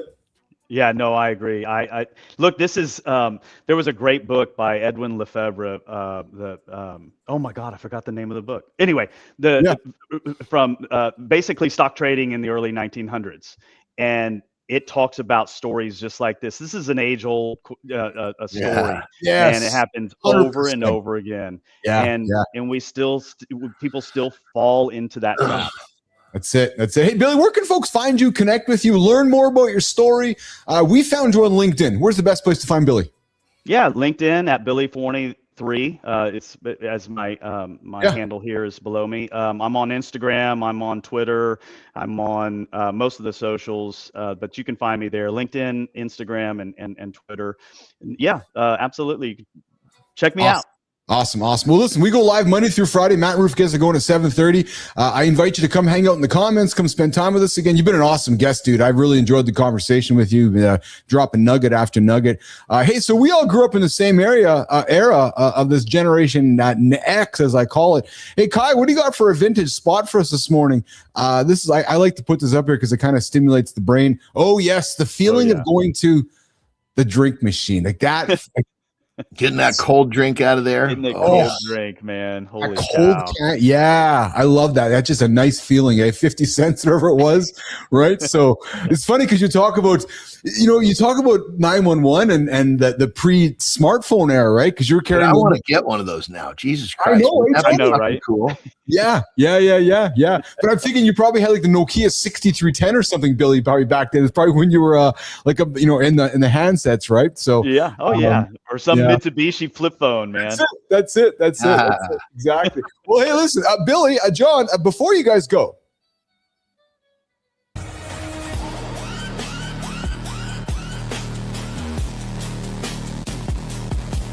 Hey, John, before you go, you see this Unitree G1? It just swapped feet for wheels like it's changing shoes before a bar fight. Bro went from a humanoid robotum to a Tony Hawk with knees. 2 wheels, smooth spins, like it's drunk but somehow more balanced than us. Then it clicks on rollerblades and starts gliding like it's late to a rave, but still trying to look professional. The control is nasty. Legs plus wheels synced up like a damn drum line. Meanwhile, my ankle dislocates stepping off a curb. And then front flip, full send. If robots can front flip, what's next? Robots doing taxes and roasting your search history? Hey, John, if that thing can swap feet and flip, what do you think it's swapping next when it decides humans are optional?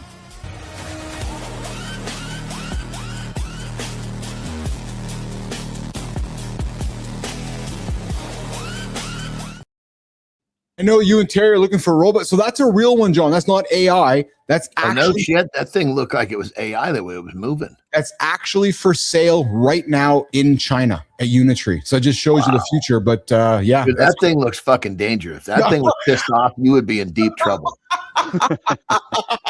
You know what I mean? You better talk nicely to him. This is not the chat that you can get pissed off with. You know what I mean? This is RoboCop, man. No shit. Exactly. RoboCop here.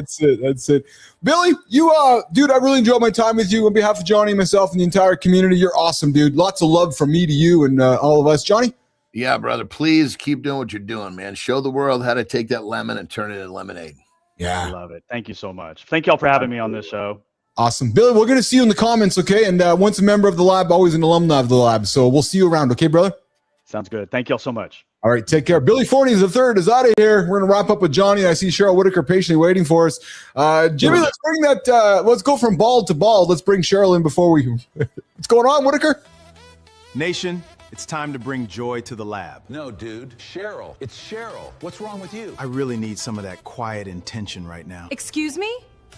Not you too, Sterling. Who approved all this quiet intention business? All right, guys, let's just bring Cheryl to the stage. I'm excited to see what we find in the feed today.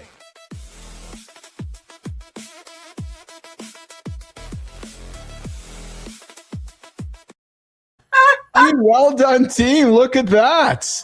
That is so cool. Oh, I love it. Beatrice has made it to MITL. Holy shit. Hi, John. Hi, guys. How are you, Cheryl? I'm doing great. How are you? I'm doing good. You know, Keith and I are having fun. You know, I want to just make sure everybody understands. I'm hard on the little weirdo, but I love him for his weirdness.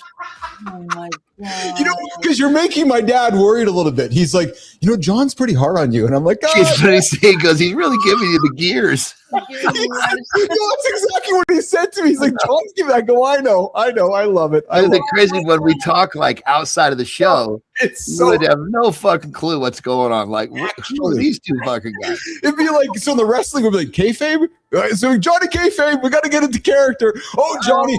So Johnny, we know you are having an impact in the Whitaker house because Dwayne just jumped in. and he said, "Just suck a little less." Oh yes. So There we go, baby. That's it. John, there's a sign in their house that says, "Just suck a little less today." Yes, and I approve of that message. There we go. Because one day you suck so little that you're actually neutral. Oh my God! This was his shirt. Did you suck less today? I love it. I love it. Anderson, what are you doing today? Johnny, what are you doing today, brother? I got. Let's see here. I've got Ben after this. Yeah. Gonna get my my morning work in the business out of the way. Yeah. Then I'm gonna take my nap. Then afternoons I was working on the business. Got some fun stuff there. We're really developing the done for you peptide side of the business. It's been really cool. Yeah, that's awesome, man. I love hearing you talk about your business. You I don't know if you noticed, Cheryl, but when John talks about his business, he radiates. I love it. Yeah, I feel it. I feel it. You can tell. 100%. It's creative. It's creativity. Yes, it's pride. Or he takes pride in something, right? You know, John, that's something too that I wonder. We talk about interest often. Just quickly before you go, I wonder sometimes if folks need to lean into the P word as well, right? Like pride in what you're building. Like, you know what I mean? So, because if you have a lot of pride, John, you're proud of what you're building. Like it's important to you, right? So not only is it your interest, but you're like, I'm really proud of it. Sometimes I wonder if folks kind of. I think it's important to connect your pride to the right shit. Yes. Oh yes. You can get connected to pride on something that's not leading you to the promised land, and then, it's like perfectionism. People take pride in doing things perfect. Wrong fucking place to connect your pride. There's no such thing as perfect. You spin in circles your whole fucking life and wonder why you're not making it anywhere. Yep. I love that, John. Right, Cheryl? Yeah.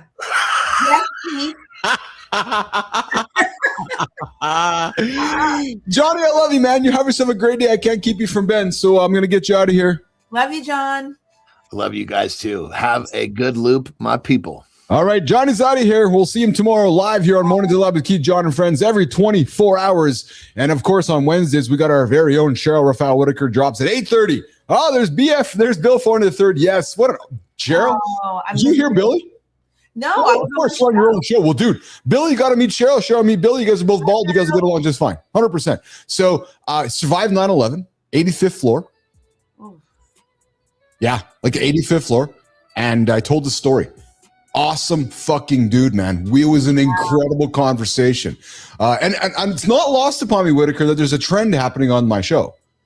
All the bald guests are awesome. Well, I mean, it's just a thing, you know. So I'm my family might be seeing the bald head from Chief here in the future. I'm waiting for you to shave your head. Hi, Charlie. Oh, I can say something about Bill and 9/11. It's very interesting because my guest today was Fred Strobel. He's on the board for Tuesday's Children, which is a nonprofit that supports. It's grown since, but it originally started to support children who were, their families were victims of 9/11, and so they've branched out to military families and first responders, and still doing so much work with 9/11. So. Yes, a lot of synergy between the two shows. Crazy, man. Crazy. Speaking of synergy, hey, Kai or Charlie, I think Jimmy's on, whoever's on the buttons right now. Charlie dropped me a clip. I didn't get a chance to run it with Johnny here. Charlie dropped me a good time, dropped us a clip. Let's run it here, guys. Let's see what Charlie put on the table for us. Good morning, Cheryl.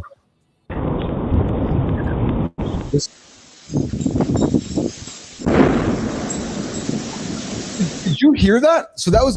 Were you around? That was a big meteor. So good. So Charlie, I know you're listening right now, Bart. So, but did you hear that meteor land? And that, so Cheryl, did you hear that too? So Charlie's down in the Connecticut area. I know you're in Jersey, and I know it's not just like this close. But did you hear that? No, I didn't hear it. But a good friend of mine, Chuckina, he's all the way in Kansas. Okay. And he heard something. They were like, "Okay, that was not a storm. It wasn't like they were all trying to figure out what was that boom." Wow. A few, it was a meteorite. Yeah, Charlie said they heard it, and then the other boom was when that rocket blew up down there in Florida on the Amazon launch pad. Right, that was a massive explosion too. Yes, yeah. It's funny. We have a quarry like maybe a mile or so from here. So we hear booms all the time. Oh, okay. Yeah. Cool. Yeah, Rob, sorry. Well, hey, everybody, you're hanging out with Keith and Cheryl every Wednesday, mornings in the lab with Keith, John, and friends. John gets out of here. I welcome Cheryl in here. I'm going to do a monologue, and then when we come back, Keith and Cheryl are going to get into the feed. A new segment we're launching here for a brand new show we're going to launch with Cheryl here in the future. And we're going to get into the LinkedIn feed and kind of dissect a few pieces and have some fun conversation. How does that sound? Sounds good. I'm excited. Yeah, so I got a 64-second intro. I'm going to go walk over there and unload my bladder and come back. And Cheryl, Gen X, the generation that is us, is the backbone of the internet, but somehow we still get treated like a nostalgia playlist. That monologue is coming up in less than a minute. Gen X built the backbone of the internet. Now culture treats us like a greatest hits playlist. That's not identity, that's marketing. They want us as memory, not authority. But we're the ones keeping systems running. Work, family, bills, teams. That's the backbone. Remember, the mall is a distraction. It's a cheap substitute for respect. We didn't just grow up, we grew infrastructure. We're the middle layer, between aging parents and rising kids, between analog instincts and AI speed, between chaos and calm. The lie is we're too practical to matter, so we stay quiet, we manage, we don't claim the room. That silence has a cost. Trust erodes at home. Teams drift at work. Our health pays interest. Backbone work still breaks you. Here's the distinction. Nostalgia is consumption. Leadership is construction. We can remember, sure, but we're here to build after. So we stop letting media shrink us into a playlist. We act like infrastructure. Keith's about to put language to it. Morning begins here.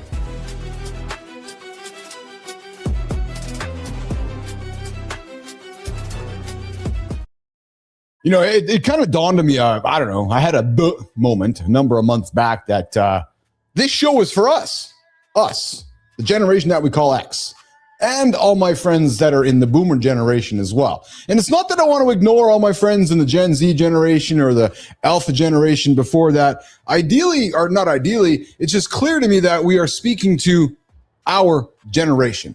And as a result, I think it's important for us to continue making content, continue having conversations, and continue to welcome everybody else from the generation that we call next to our Mornings in the Lab network. Go hang out with Cheryl, go hang out with Rufy, go hang out with Hewlett, House, Reedner, and the entire gang, as well as Sarah Barnes-Humphrey. But somewhere along the way, the generation that we call next, yes, we are the backbone of the internet. Think about it. As the internet was coming to life, so were we. And yet somehow today, we just get treated like some nostalgia playlist. It's true. It's actually true. Yeah. And that is the actual absurd part. The culture loves to package us as a memory. Think about it, right? It's remember the song, the movie, the commercial, the mall. And I'm glad the mall is coming back. Yeah, it's on its way back, right? Remember the toy, the cereal? We have a vintage spot on our show. We showed you guys the drink machine along the way, right? And you remember, Charlie, remember drinking from the hose in the yard? Oh, all the time, man, just drinking the water, or where nobody knew you were for dinner? Yeah, we all remember that. We had a childhood that now actually feel, you know, it's funny because I think if folks looked back at our childhood, be like, holy fuck, man, that's illegal. Like, what are you guys doing? Like that, really? You guys operate that way? Yeah. And you think about that, we were feral in a way that would probably get 3 parents reported today. What do you mean you left your kids home after school? You know, riding bikes without helmets, no seatbelts in the car, smoking in the car, disappearing for hours. Hey, remember, Cheryl, remember calling collect? Hey, mom, will you accept the collect call? Or making the mixtape. Getting down to the cassette and making the mixtape nonstop. And then when MTV Nation, it actually played music. True story. Yes, TRL, Carson Daly, music videos. Oh, and remember, hey, Whitaker, remember when we had boredom? Like, oh, I'm bored. Cheryl's in the back going, what? Or we had freedom. We had even bruises along the way. Yes. Oh, and then back in the olden days, privacy. Yeah. Oh, yeah, there was some privacy. And sure, the world around us shaped us then. But guys, we are not a playlist today. No, and I want to remind you all, this is why I put this monologue on the table today. Ears up. You, the generation that is next, all my boomer friends, let's put us all in the bundle. We are the infrastructure. We are the infrastructure. Look around. Look around. Just fucking look around. Look at the headlines. Look in the businesses. Who's running the teams? Who's making the decisions? Who's paying the bills? Who's caring for the aging parents and raising kids at the same time? Who's inside companies trying to manage the digital transformation, all the AI chaos, all the remote work, all the culture wars, all the sharing trust, and all the economic uncertainty? Who is it? Who is it? I know who it is. It's a fucking trick question. No, it's not. It's actually Generation X. Yeah, the one that was before, the one that's here too, the one that's after. We're not on the sidelines. We're actually in the middle of it all. The middle, yeah, that's heavy. In between the generations, between analog and between AI. It's us. In between the parents who may not understand the new world and the kids who have never known anything else. Between the old career rules and the new work realities. 100%. Oh, what do you mean I got to learn this agent stuff? I just want to get old and sit down. Nope. Between the physical life of analog and the digital overload, we as a generation that is next, we're right in the middle of all that. Remembering what life felt like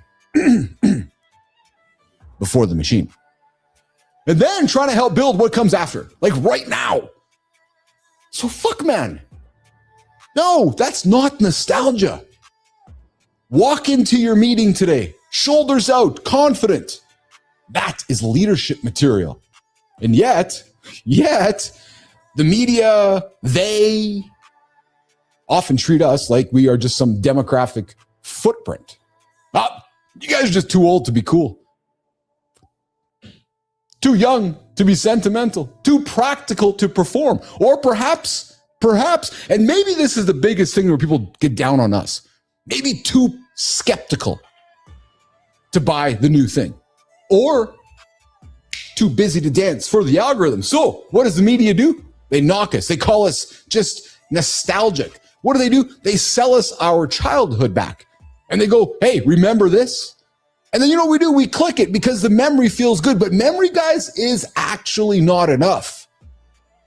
At some point, our generation, we got to decide whether we want to be entertained by our past or useful in the future. And that is the line I want you guys to hear today.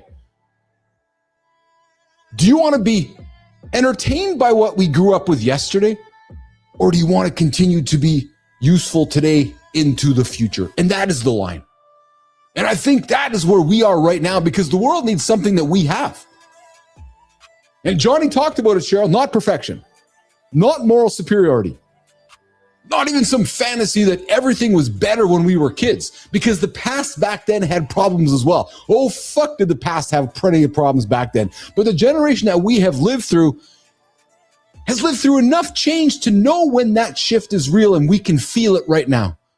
We watched the internet arrive. We were right in the middle of it. We watched social media mutate. We watched media collapse and rebuild, and we watched the attention. Yeah, the attention. Our attention, your attention. We move from being the product to the attention becoming the business model. Watching everyone becoming a publisher. Watching trust get shredded in real time. And now we're past the internet, right in the middle of it, watching AI turn content into a flood, asking ourselves, what the fuck is real and what is not? Giving us perspective along the way.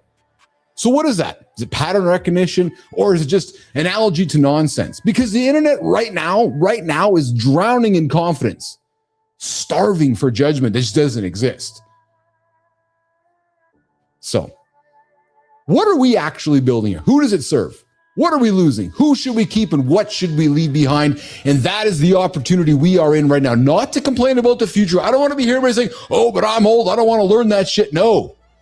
Your job is to shape it, not to hide in the memory, to use memory as that contrast, not to be harvested for some nostalgic situation.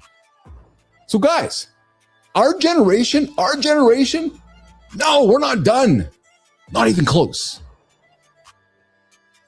We, you, me, us, the generation that is next. We are the backbone, the before and the after. We're hiding right in fucking plain sight, right in front of all of you, leading the teams, running the organizations.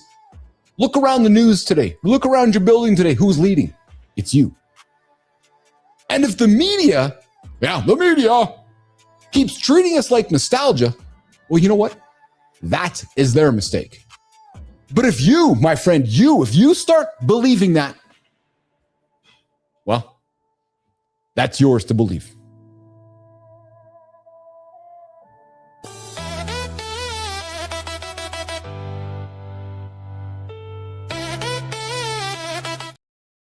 All right, back with Cheryl. There she is. Hello. Hello.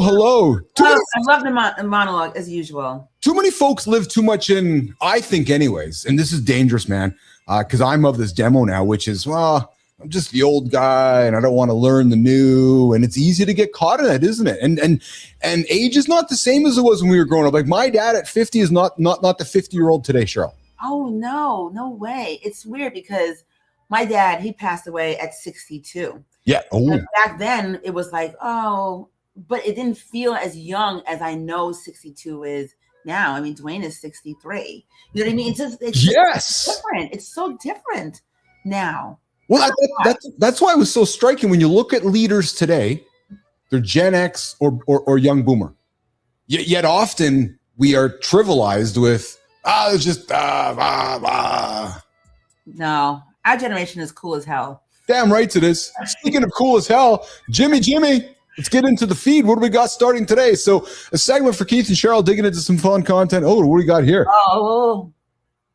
Oh, look at this. So this is Leah Gall. She says, I spent 20 years not saying this out loud. She says the promotions, the awards, the VIP titles, everyone called it ambition. It wasn't. It was a survival strategy I've been running since I was a little girl who swam in the oversized t-shirt because she couldn't stand to be seen.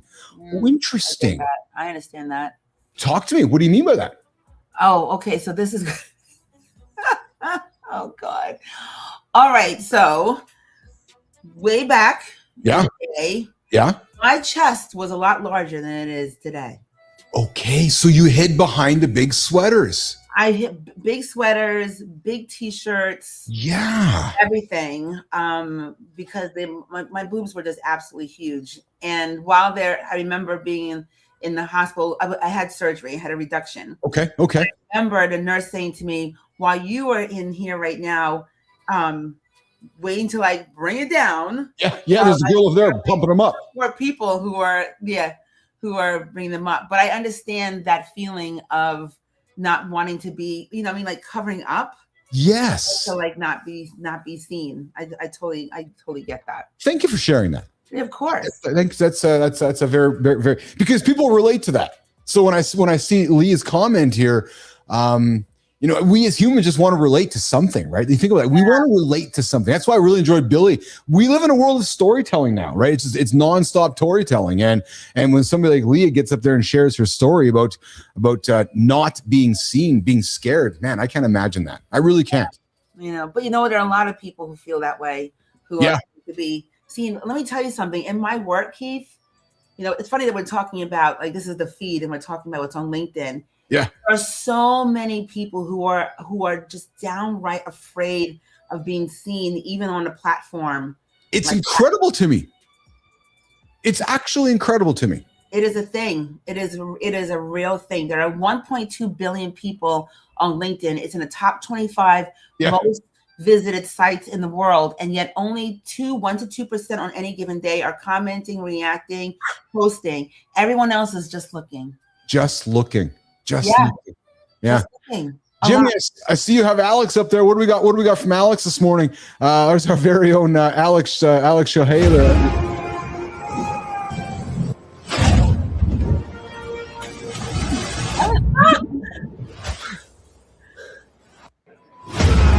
I love Alex. Wow. Good from Alex. Alex drops some great content. Alex is solid, man. He's there he is. Yeah. He's so what's he talking about? There I am, 40,000 above the earth, metal door open, wind screaming. My brain goes, Alex, perhaps we should become an accountant instead.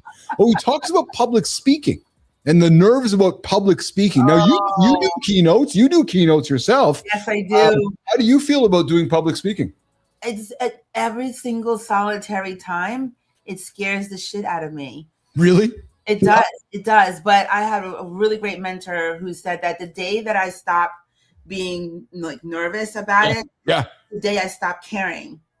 It's because I care, because I want the message to get across, because I want to, I want to show up for the people who are counting on me to spread that message. It's the same with the show. Yeah. I find public keynote speaking and that idea quite fascinating, because if we break it all down, everybody in the audience is identical to the person on stage, but yet no one wants to talk about it.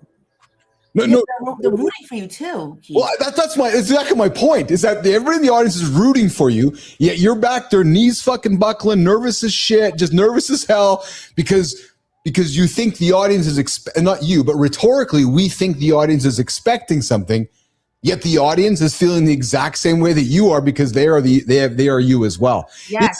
Yeah, we never talk about the idea of those nerves, and so that's why when I hear people give tips and tricks about keynote speaking, get up on stage and say, yeah, I'm fucking nervous as hell right now, and I might piss my pants, because the whole audience is gonna go, me too. Yes. The last one I did a talk in Miami. Yeah. I started off by just saying, like, you know what? I had all this stuff prepared, and I'm just not going to do any of it. I'm just going to like, come up here. Can we just talk? Yeah. Can I sit here and we just talk? And immediately I felt myself relax. And then I felt the audience also relax for me. Yes. Right? Like a deep breath. Oh yeah. Then it was like not about performing. Then it was just about sharing what I needed to share, and then having that come across and having it being heard up there. You said performing. So I do think that is something that people need to lean more into. And I'm not saying be performative. There's a difference. That's different. I'm saying to deliver your message, there needs to be a level of performance involved. And this is where I think there's so many people disconnected. You and I have talks off the show privately about the thumbnail game, for example. Oh, that character doesn't look like me. That's an AI version of me. I'm guilty of that. No shit, Sherlock. It's a fucking entertainment business. Go turn on Netflix, go turn on Amazon, go turn on a movie poster. That does not look like Brad Pitt. That does not look like Angelina Jolie. Yet we as humans get so caught up in some of these, I think, these minuscule things. Yes. I completely, totally agree. Entertain. We need to entertain, or else it's just boring and informing. Well, yeah. Well, you can get on this show and just talk like, right? And no one's going to be excited by that. You come on, you bring a certain energy to the conversation. But that's what people want, though. Of course. But guess what, Keith Billis? Guess what? Tell me. You also bring that energy when you and I are talking, just the two of us. So, it's not the Keith that's here on the show, but Keith Billis has that real energy as well. Well, thank you for that. So we go back to the performing part, though, and I think that is where I believe when people start a conversation or start a podcast, we forget that part. Yeah, and that's what I've really enjoyed watching you bring your show to life, because you're entertaining people. You're an entertainer, and that's like, what do you mean I'm an entertainer? No, well, that's what you need to deliver your content in an entertaining way, or you're just gonna be boring and informing. Hey, Jimmy, what else you got there on the screen? I see you got something else on the feed. What do you got there, brother? Oh, we got the greatest. Oh, yeah. Yes. Yeah. So it's interesting because I heard this one when it comes to our parents too, right? Which is, so I don't live with my folks. So if I see my folks only a few times a year, I might mean only have 4 visits left. Wow. This one's fascinating. You don't have 18 years with your kids. You have about 6,500 dinners, and most of them give away one important meeting at a time. Interesting. Yeah. Oh, yeah, my camera's off there. That's right. Sorry. You know what's a song is coming to my head right What's now. that? Oh, and I can't remember how it starts. When you coming home, son, I don't know when, but we'll get together then. Yeah. Right? Cats in the Cradle and Silver Spoon. Dun, dun, dun, dun, Right, that song. I do know, but I know you know it, right? And the whole song is about him saying, like, Paul Simon. No, it's not Paul Simon. No, that was That's Neiman dropping in with some nuggets for us. She says Paul Simon. No, not Paul Simon. No, it's not Paul Simon. I like Paul Simon though. I love Paul Simon too. But the song is exactly what this is saying, that, you know, by the time you are ready, time has moved on. Yes. So you need to experience it and the people that you love today, even while you're building. In the cradle. Cat Stevens. Yes, Cat Stevens. There we go. Oh, I love the Mornings in the Lab community, man. Nation, you guys are awesome, man. Thank you. Yeah, Cats in the Cradle. That good song. And it's exactly that's exactly what that post was about. So you've just given me the gift of the worm now. Like, actually, you've given me a worm, because now I'm in my head for the rest of the day. Oh, you're welcome. Thank you very much. Thank you very much. Hey, what do you got going on today, kid? Oh gosh, I keep saying this every Wednesday. I'm supposed to protect it, but I have a few meetings today. Oh, but the meetings that I'm looking forward to. I absolutely love my Wednesdays. Yes, I love my Wednesdays. So yes. You know, because of the show and being here, and then it feels really good. So. Yeah. We got Maddie says, I believe it was Harry Chapin, not Cat Stevens. I appreciate that, Maddie. Oh, yeah, right, Matt. Maddie correcting whole right there. Thank you, Matt. Which is awesome. We and of course we have our Origins campaign on LinkedIn right now. Yes. I've been having a lot of fun with that. So I've been messing with the pictures a bit. Good. Yesterday was me in my kick line outfit from high school. I found a picture from high school. Yeah. I posted because we talked about that. Nice. Today, there's a little thing about pancakes. Nice. Today. Yeah. Well done. I love it. It's so much fun. So hope everybody's out there following and commenting. Yeah, and we have some new folks joining as well. I think we're gonna Brianna Bass is joining the Origins campaign here in the next couple of days. Excited about that. John Kiesel, new member of the network, he started on the Origins campaign yesterday. So ideally that baby grows. Roofy's jumping into it as well. So so to all my friends that are on LinkedIn, come find myself, Cheryl, and the entire Mornings in the Lab network. You will see that Origins campaign coming to life. Yeah, I love it. Posting on Facebook too, because it's very, very cool. Yes. So one thing I didn't have time to talk to you about today, maybe we'll table it for a future discussion, is the cost of building a business.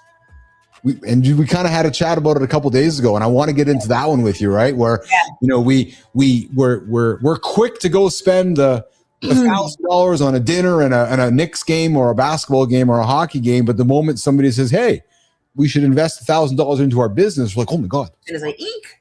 Yeah. So you know what I find fascinating is that, because somebody said it yesterday, I think when we make that decision, what scares us is the commitment around that. It's like, holy shit, I'm committed now to spending $1,000 on growing my business. If it fails, holy fuck, which is spending $1,000 going to go for dinner with Dwayne and go watch a sports game. There's no commitment with that. It's what it is. It's exactly what it is. Yeah, but what if you might think about what if it fails, but what if it succeeds? Well, exactly. What if it succeeds? That'll be the conversation Keith and Cheryl get up to in the future. I always enjoy our Wednesdays as well. Thank you for spending some time with me. Thank you so much. I enjoy it too, and I will talk to you later. Have 100% you will. Yes. Whitaker's out of here. You're wrapping up with me. My name is, that one's not going to work here. Yeah, that's right. That one's not going to work. You're left with me, and we're going to wrap up this morning. Boom, boom.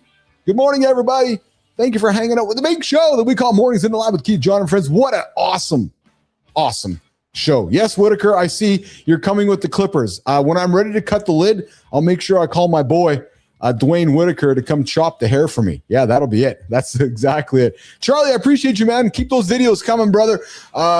I got a lot of love for you guys, man. You guys are such a highlight of my day. 2 hours every single Monday through Friday that we call Mornings in the Lab with Keith, Jon, and Friends. Roofy starts it at 7:30. Of course, Whitaker was on today at 8:30 on the network. And today, Billy Forney III reminded us what real pressure looks like. Not inbox pressure. No, not calendar pressure. No, real fucking pressure. The kind where the floor moves. The kind where the building sways. The kind where the building starts swaying, wondering if you're going to live. The conversation today was not about 9/11. No. It was about what man becomes after the worst day in history did not kill him. Go back and listen to that conversation with myself and Billy Forney III. We also got into why men who lead teams fall apart at home, plus a bunch of other ridiculous conversations. We taught you guys how to have a shower. Maddie, if you missed that one, go back to the bottom of the we can all be having showers today. So I would invite you guys to go check that out. And Jimmy, so Matt, just so you know, Jimmy actually drew a graph for us. And it was something he found years ago. So he drew a graph, and so it's something if you guys all want to learn on how to shower, Jimmy's teaching us how to shower here. A couple weeks ago, we saw how to attack the sun balls. Well, you guys know how to shower after. Hey, listen, that's what we do here on the show. Giving you guys nuggets to move your life forward. From peptides to showering to and everything in between. Cat Stevens, Harry Chapin, the cat's in the cradle, Cheryl Whitaker, myself, Keith Billis, and John Anderson. That's what we do here every single Monday through Friday. Okay, guys. Hey, and Aaron Brockovich is coming back. Yep, she sure is. And if you missed that one, go tune into the top of the hour. We got into that one. Okay, tomorrow. We're going to get into the 3 fitness lies keeping men soft after 40. Ooh, that's the big show tomorrow. All right, we're getting after guys tomorrow. Live, myself, John, and tomorrow. Sorry, distracted. See you guys tomorrow, less than 22 hours live on Mornings in the Lab with Keith, John, and friends. We are out of here. We'll see you guys tomorrow.